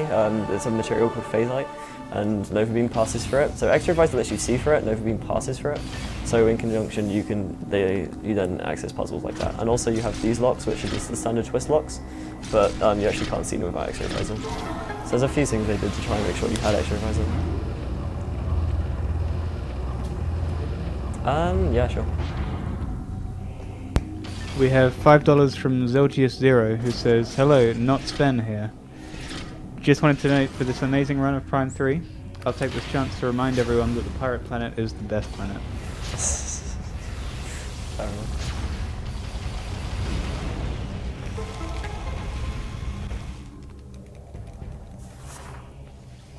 But yeah, we now have pretty much all the major upgrades on the Pirate Homeworld. What we're going to do now is we're going to go activate the Federation Assault by turning off their defense systems, and then we do the demolition sequence, which is really fun for me because it's basically hyper mode abuse for 6 minutes, but it's maybe not as fun to watch necessarily. But then we are done with the Pirate Homeworld and we finish up the game. So that was our 3rd energy cell. That's the last one we'll get in the run, and again it's just conveniently placed. Also, the space pirate noticed me. I did that kind of intentionally just because there's something weird that happens to this room if you do that. So space pirates can't go through doors, bear this in mind, right? So I know the alarm, space pirates are coming to get me. It just activates the alarm in this room even though they can't even come in. It's silly dumb.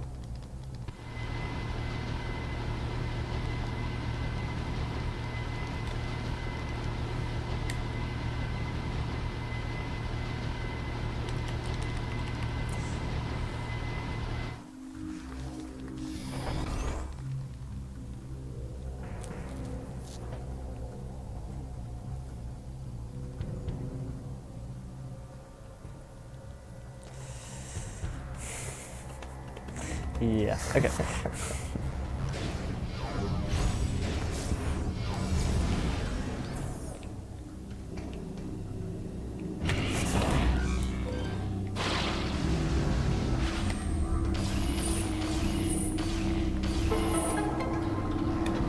Okay. So I just have to climb up this next room. There's a lot of enemies around and they can ruin my day pretty much. Hopefully it goes fairly smoothly. It's mainly these turret things that are terrible. Because normally they aim at where you were, but sometimes they just decide to completely snipe you out of oblivion. Okay. Not too bad. More of these things.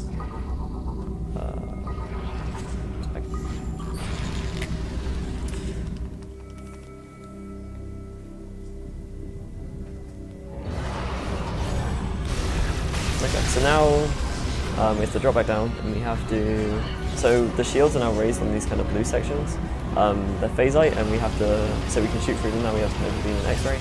And basically what we're trying to do is destroy these 3 energy balls in each section. There's 3 sections. One's there, one's up here. And the third one's a little bit higher up.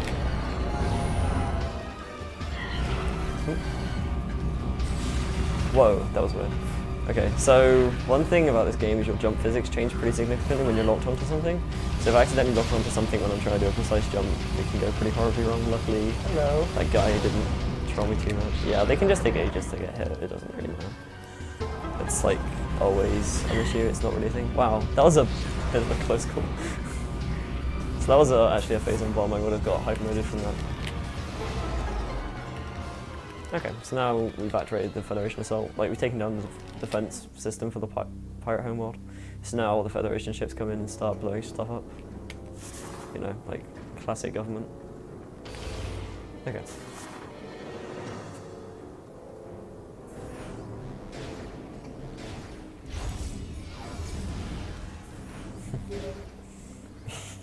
Outstanding job. I've given the order. I'm headed down. Meet me at these coordinates.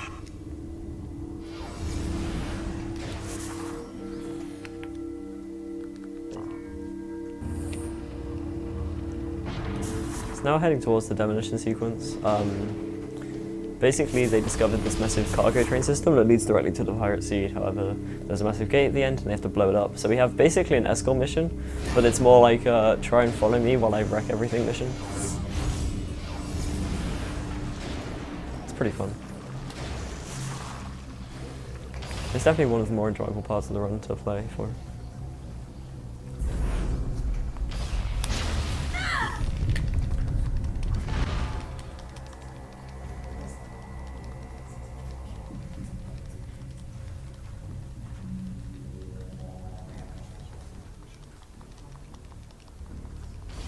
Okay, so I want these health drops. I want to be basically full health. Okay. Also, yeah, another thing is that after you press A once, you can then skip through the cutscene for things that have 2 text boxes and an animation, which saves a little bit of time.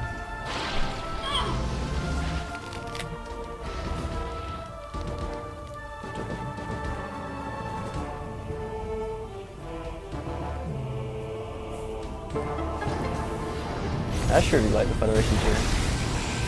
Okay, so yeah, basically this section is basically just clearing through rooms, destroying pirates.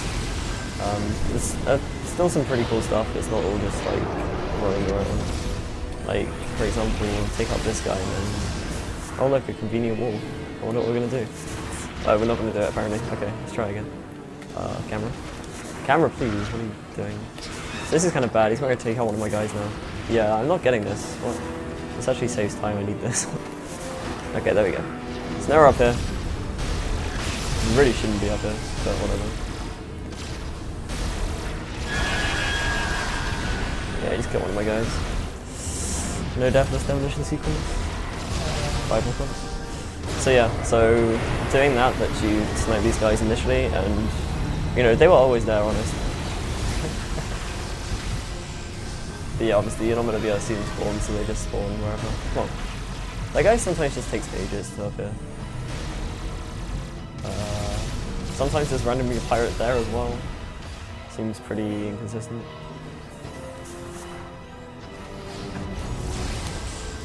Like, we don't even have to clear out the enemies, you can just get to the doors, but sometimes you have to clear enemies to get like the train to move or whatever.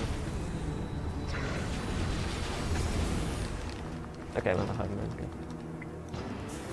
Whoa.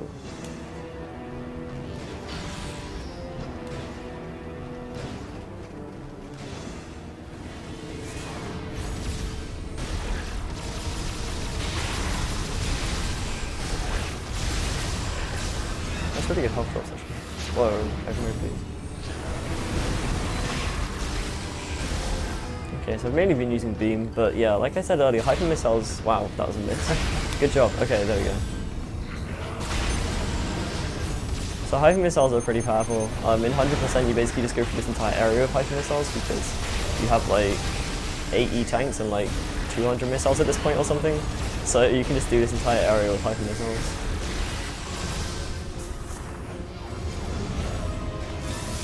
Just hyper ball through here, what's a little bit quicker.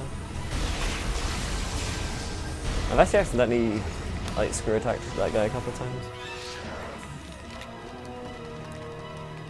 Okay, so here we actually have the last Berserker Lord encounter.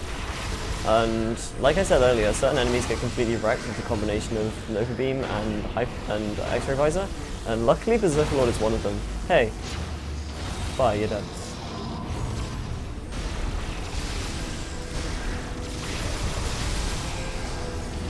So we just have to wait for the next set of pirates to spawn, so I'll try and get some health drops.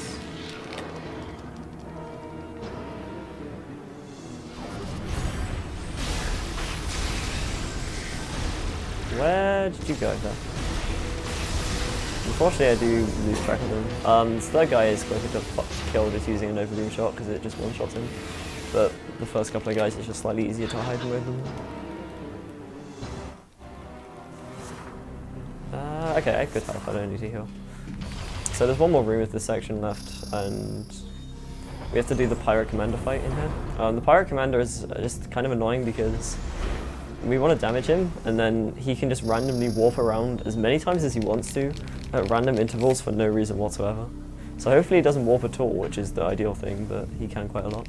Also, here is actually, in this room, it's the power grip that you can skip with an SSJ, and if you do, you can actually open the roof first and then activate the Pirate Commander fight, but then you have to do the fight with the Acid Rain, and if you skip Hazard Shield, you basically just die instantly. It's pretty terrible. It's just kind of funny that you can do it more than anything else. Okay, it should be good, he should be dead. He warped, no? I had him. Whoa, what? Did I just walk into him? Where is he? So I have to kill the commander first. Whoa, come on, please.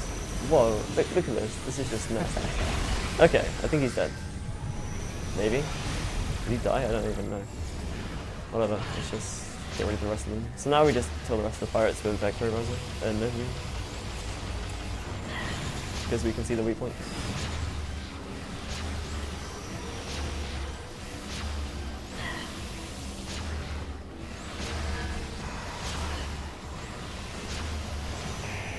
Wow, he walked away from my Nova Beam, that's not fair.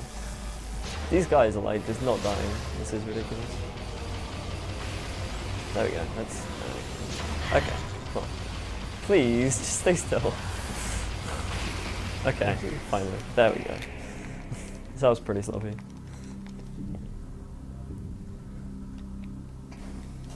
So I'm going to try for a slight audio glitch here. I won't tell you what it is in case I get it, but we'll see if it happens or not.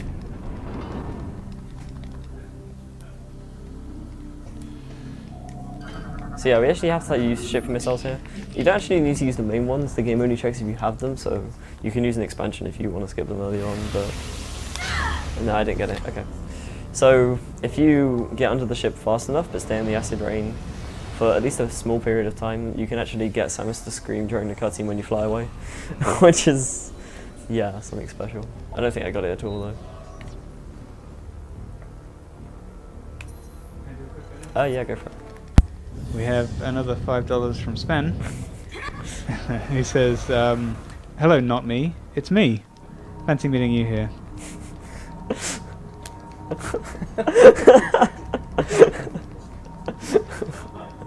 Dude, Sven. It's on top of things.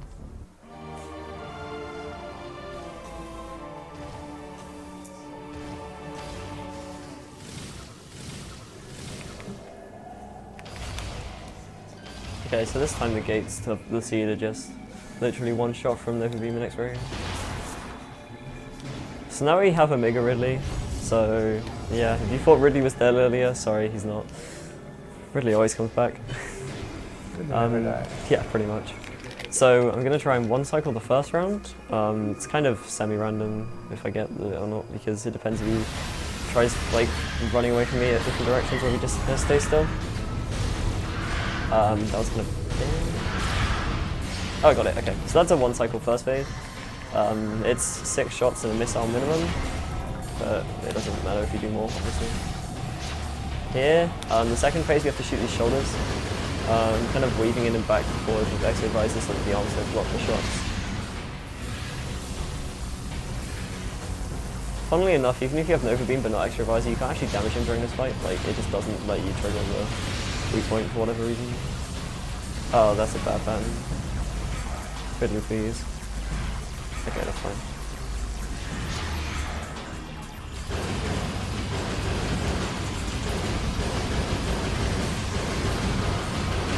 So this is the last phase.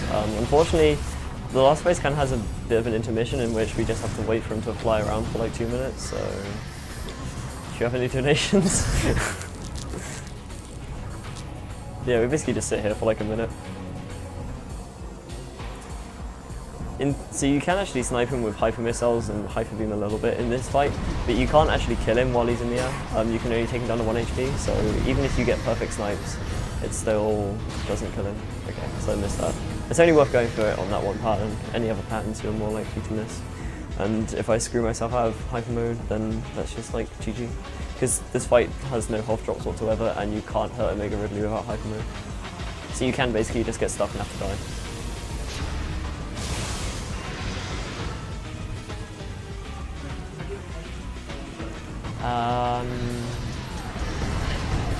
What's the timer at? Yeah, it should be about half an hour left, I think. Maybe a little bit more.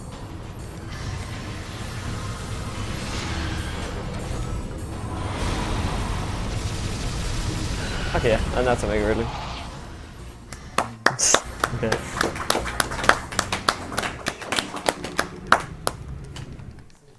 So now we have Hyper Grapple.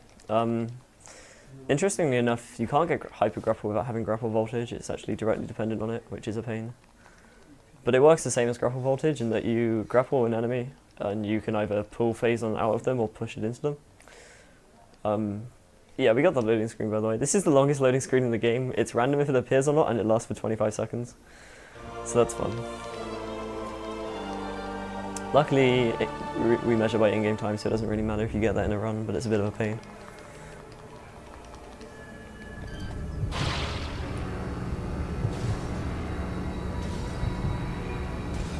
So yeah, the observant among you may have noticed these red crystals. We've actually seen them somewhere before. We've walked past the first Hyper Grapple blob already. It's just in Pirate Home World. The other one is in Phase. There's only actually 2 in the entire game, so it's a completely useful item. But yeah, we can't skip it though, unfortunately. We haven't found a way to do that yet.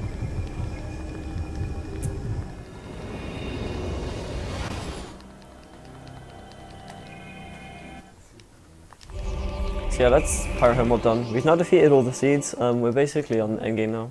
So, like I said, the fetch quest in this game is the energy cells as opposed to the artifacts or the temple keys. Basically what you do is you collect energy cells throughout the course of the game, and then you go to the Valhalla, and there's door locks which you need energy cells to open. And basically, you only actually need 3 minimum. Well, you need 5 normally, but we can skip 2 using a pretty cool skip. So we get 3, and now we're going to go there, get the code for this Leviathan on the Pirate Homeworld, come back to the Pirate Homeworld, hand in the codes, and then we go to phase, which is the final area.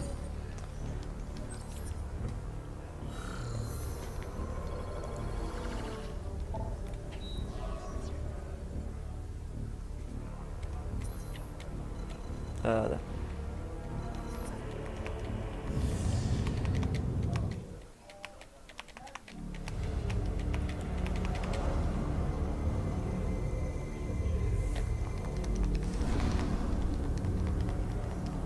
Also, I just remembered that I was going to safety save every time I went to the ship in this run, but I haven't at all, so...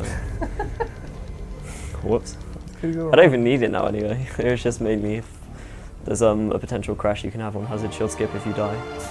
It was mainly for that, but didn't end up needing it anyway, so that was good. It's fine, it was planned. Okay. So yeah, this is the first energy cell.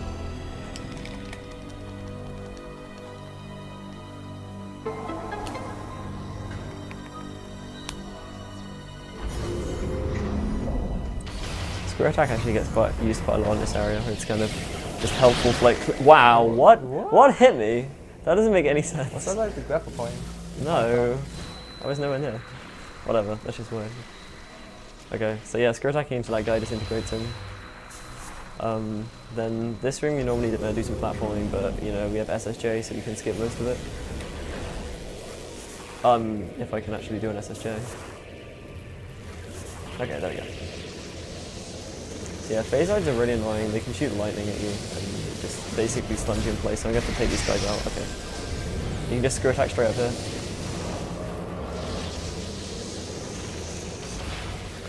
Like, this area is really well designed, I think, and the atmosphere is really great, but it takes so long to load every single room. It's really a pain. What? There we go.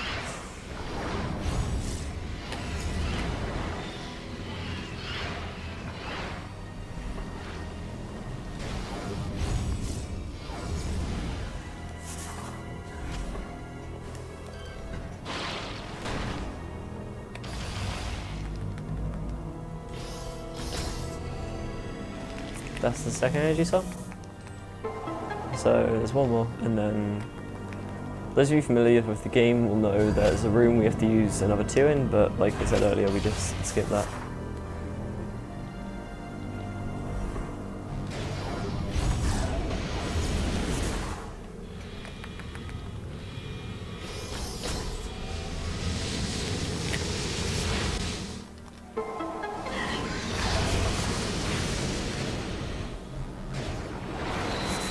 Wow, what? Whoa. That was weird. Surely the roof like blocked the camera or something. Okay.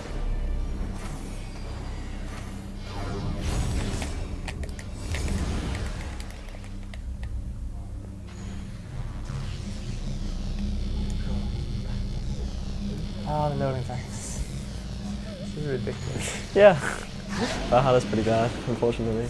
Okay, so we've already manipulated Terminal 4 a couple of times in this game, and this area is no different. So we screw attack into this bit here, and the game thinks the only way you can do that is from being on the bridge, so it respawns you here. That skips an extra 2 energy cells and Metroid Hatcher fight. Although Metroid Hatcher you can actually one-shot with Nova Beam and Extra Advisor, surprisingly enough. So it's not even like a difficult fight, it's completely trivial, but it's just nice not to have to do it.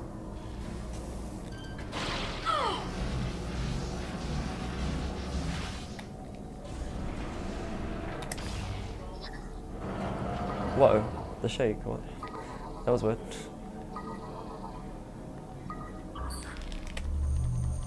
Yeah, the entire like area just shakes at random intervals because it's meant to be like derelict and falling apart. So it's just a really bad time to get the shake ready. Okay. So now we have the pirate code. Just acquired appears to be.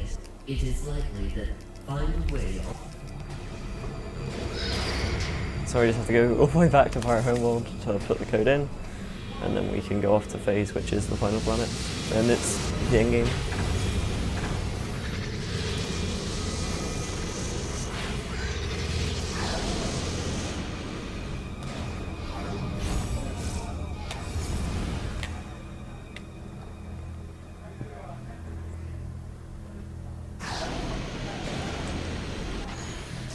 Whoa. That's fine. So yeah, you can get like goop on you, but then it just disappears when you unwalk, so I don't really know what it's meant to do.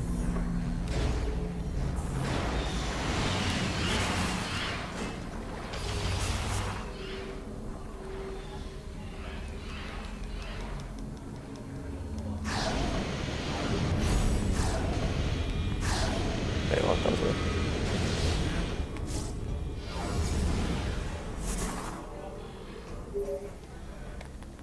Samus, we have received a planet we have named it.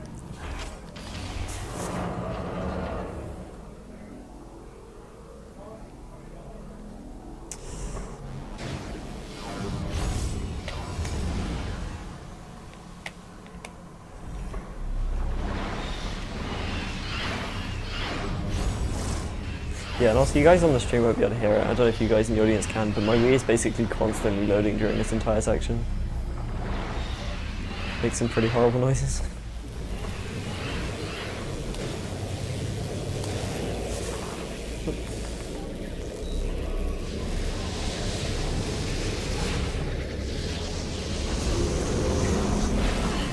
Wow, the Metroids. Okay, fair enough.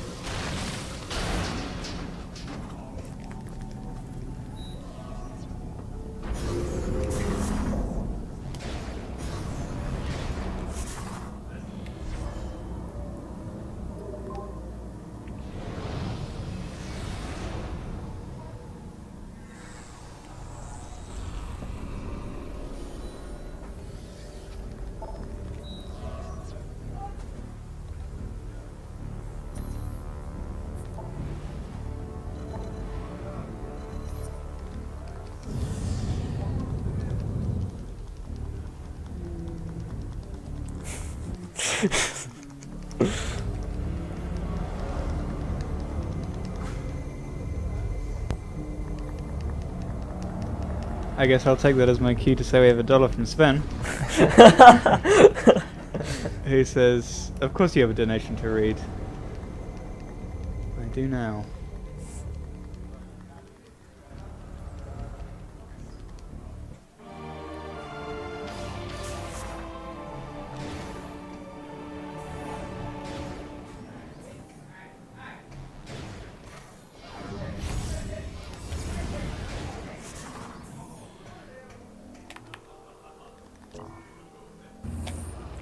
Chose the right floor. This is good.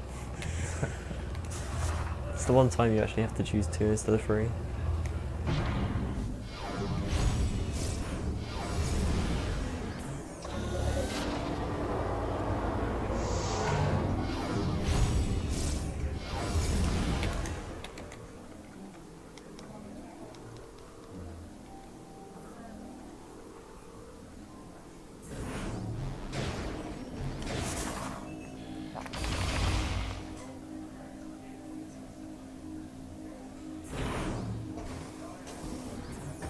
Okay, so here's our hyper grapple block.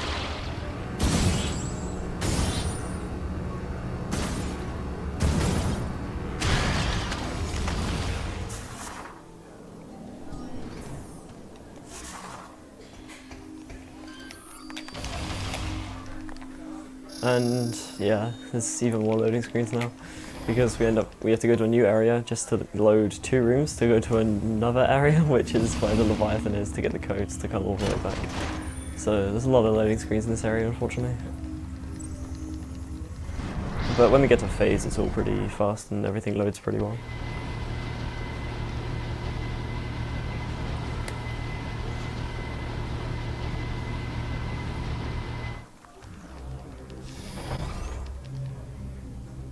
Go left, go left. Okay. Again, the one time you have to go left. It's like sector 4.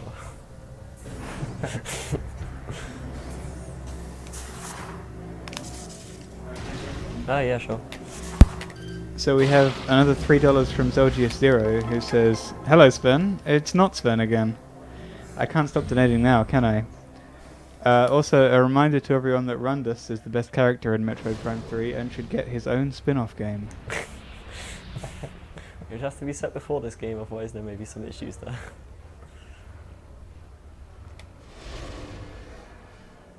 He's secret to survive, that's fine. Okay, sure. We'll go with that. He's a secret agent. He just faked stuff.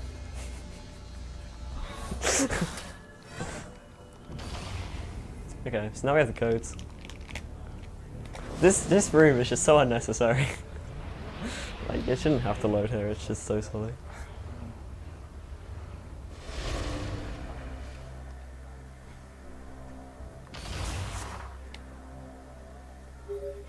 Interestingly enough, when you go from an area that's at your position, you can hold boost against the door and it actually won't move you to the side. You can only boost into a door and keep it held if you're like boosting directly straight, and so it kind of helps. Otherwise you kind of get the wonky camera like we did in Valhalla waiting for that one door to load. It's not really helpful anyway though, it's just a small kind of thing to notice.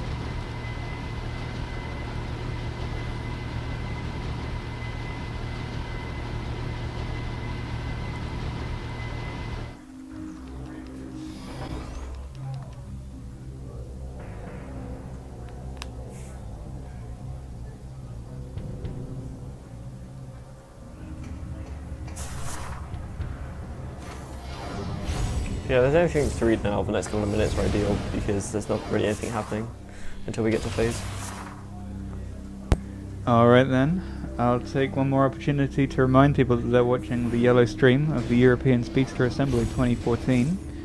Please hashtag us on Twitter with #ESA2014. We're raising money for Doctors Without Borders, or Médecins Sans Frontières, an international independent medical humanitarian organization that delivers emergency aid to people affected by armed conflict, epidemics, natural disasters, and exclusion from healthcare. MSF offer assistance to people based on need, irrespective of race, religion, gender, or political affiliation. And while I don't recommend switching away from this run, you can also check out the blue stream over on twitch.tv/Ludendi.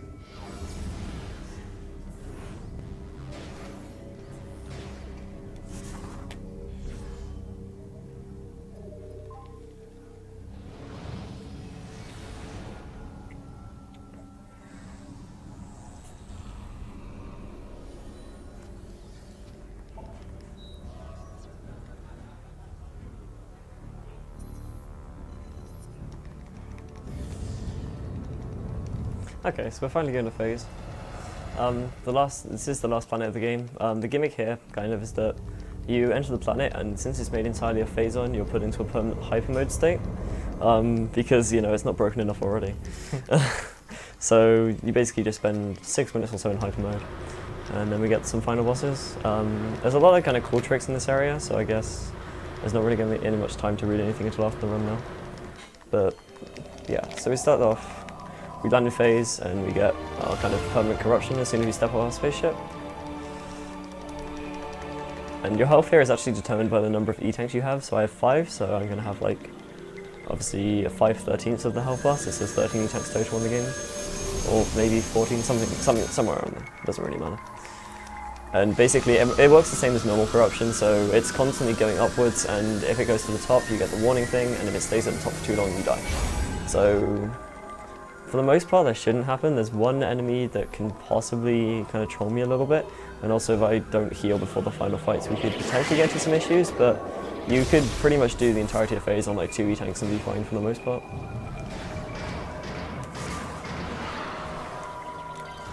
So to start off, we just have a hyper grapple blob. Nothing really too interesting, but unless we can find an out of bounds in the first room, this is one of the things blocking us from skipping hyper grapple. I go to here. Interestingly enough, from this room you can go out of bounds, and you can walk all the entirety of phase. In low percent you have to, because you don't have Hyperball, and Hyperball's actually used quite a lot in some of the later rooms. That was the last SSJ of the run. Just gets us up onto this platform, having to go a long way around, saves a few seconds. So these enemies, you can see they've got a yellow glow, that's because we can hyper grapple them. They actually come in useful later on, because I can use them to dump some excess phase when we have too much.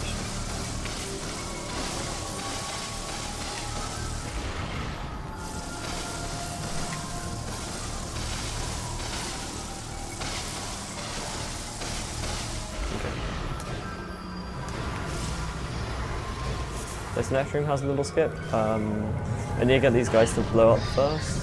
Okay, and then we just drop down here and just jump over there. Easy peasy. This room is just kind of a bit of a pain. We have to get rid of all these hyper ball blobs. But the splinters also kind of take the hyper ball targeting away since it auto targets. So I just have to try and stay away from them to get through this room quicker. Also, the final floor, there's 3 kind of floors, and the final floor has an enemy which slowly sucks your phase on in and then deals it back to you 3 times as much, I think it is. So although I can ignore him initially, I kind of have to kill it pretty quickly, otherwise I'm going to end up with quite a lot of damage.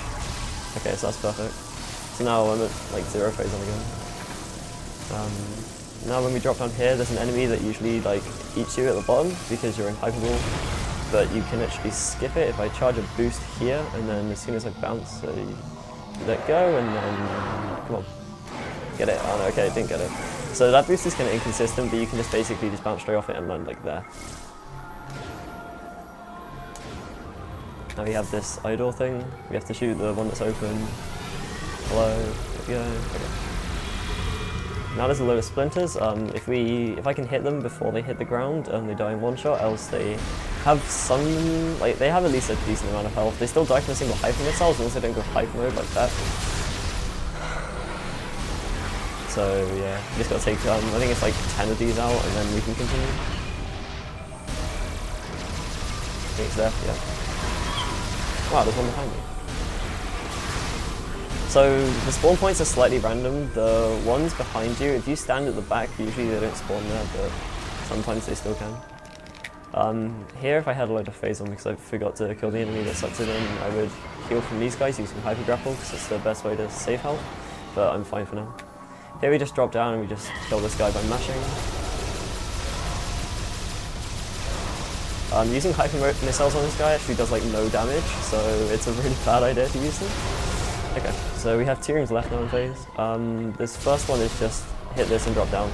Okay, so now we have one more kind of enemy we have to defeat before we get to the final bosses. It's called the phase seedling, and it's a bit of a pain. Basically what we have to do is we have to take a grapple, we have to take the shield away from it, and then just kill it with whatever we have. Interestingly enough, on NTSC you can kill it with 3 perfectly charged hyper shots.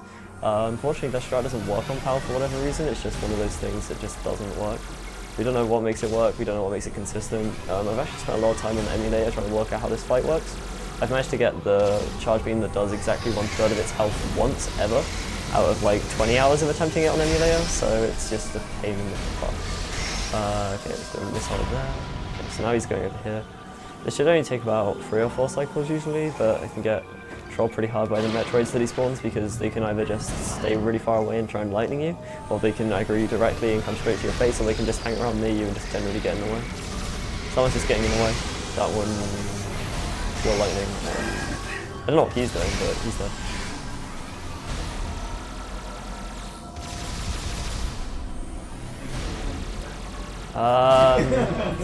Yeah, okay.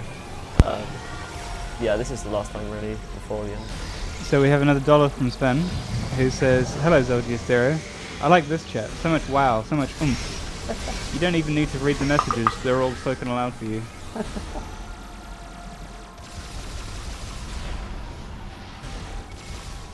Okay, let's have a 4th cycle. It's a little bit bad, but I didn't do great damage on the first couple. Should be dead by now though, I don't know why he's tanking everything. Unfortunately, this is pretty much just a kind of RNG fight in terms of... Okay, that wasn't too bad.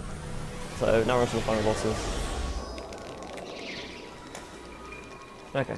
First fight is Dark Samus. The strat is basically just spam shots. Also, she'll try and run towards the center, and when we can do that, we just walk into her. It kind of blocks the shot a bit.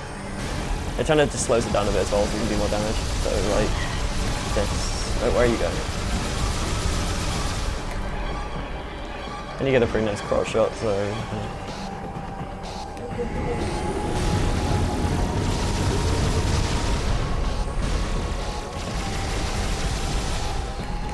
Okay. So now she splits into several copies. You don't always get that cutscene, like, it's pretty random if the actual cutscene happens or not, it's kind of strange. Sometimes she'll just go to the middle and split into 3 and the cutscene won't play, but you'll have the multiple Dark Samuses. Sometimes the cutscene will play if you won't go into the middle for ages. It's just random, pretty much.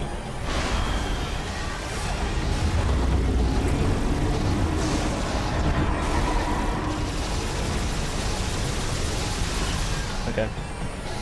So Dark Samus is almost dead. We're going to ask for serious time for the next fight because I'm trying to get a pretty tricky 2-cycle and I just want to really focus on it.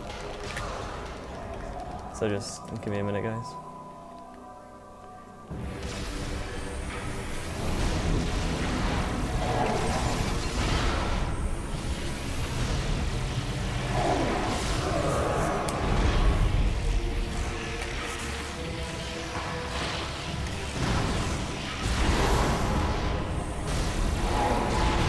Okay, so basically that did more than half damage in one cycle. I'm going to want to do pretty much similarly like that again.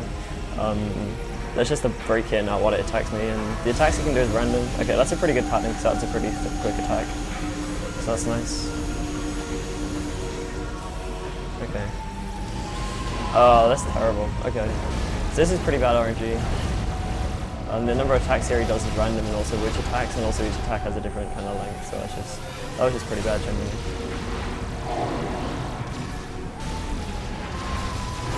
Okay.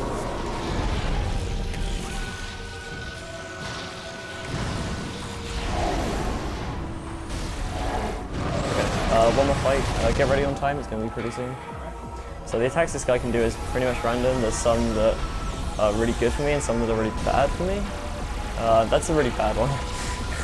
That's like the worst one you can get because it changes into another attack where he goes on the floor. Although if I stun him quickly enough when he's on the floor, I can actually deal pretty decent damage. It's just... Okay, wow, that was really good.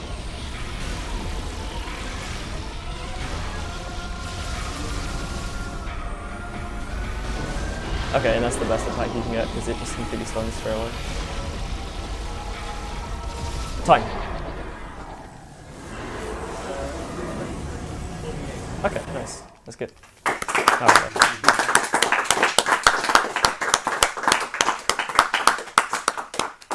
Cool. So there's some post-game cutscenes and then the credits. I'd like to let them play out so we can get the in-game time. It should be about 6 minutes, I think. I have to get tech in here anyway. Yeah. Cool, yeah. So that was a pretty good run. For reference, my PB is 3:16:59. And that's a 2:30 in-game time, so this is probably like a 2:35, 2:36, which is pretty much what I was aiming for in this run. So I'm pretty happy with how it went. Yeah, it was good. Cool. You did it! Yeah. Alright. I guess we can set up the next game. Yeah, sure. I guess. PS3. PS3.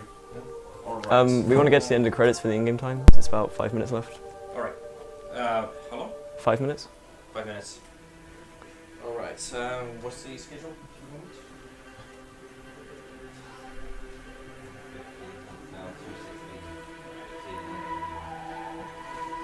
Yeah, we kind of want to catch up. It's... Okay, yeah, sure. I'll just plug it, try and leave it on and plug it in somewhere else, I guess. I don't know. Okay. Sure.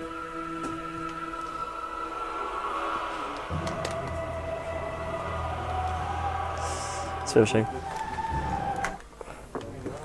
If I do that at least and then just leave it on for a bit and then I can save when it gets to the end of the credits in a couple of minutes and then just turn it off then.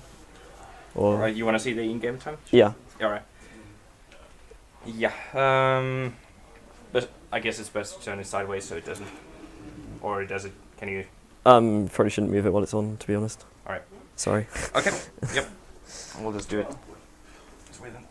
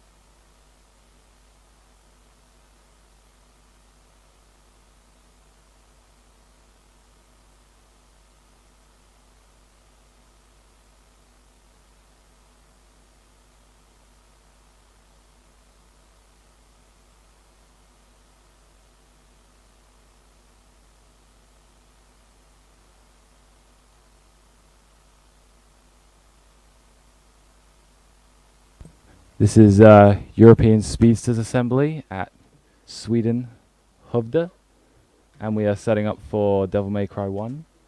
Any percent, is it? Yeah. Any percent.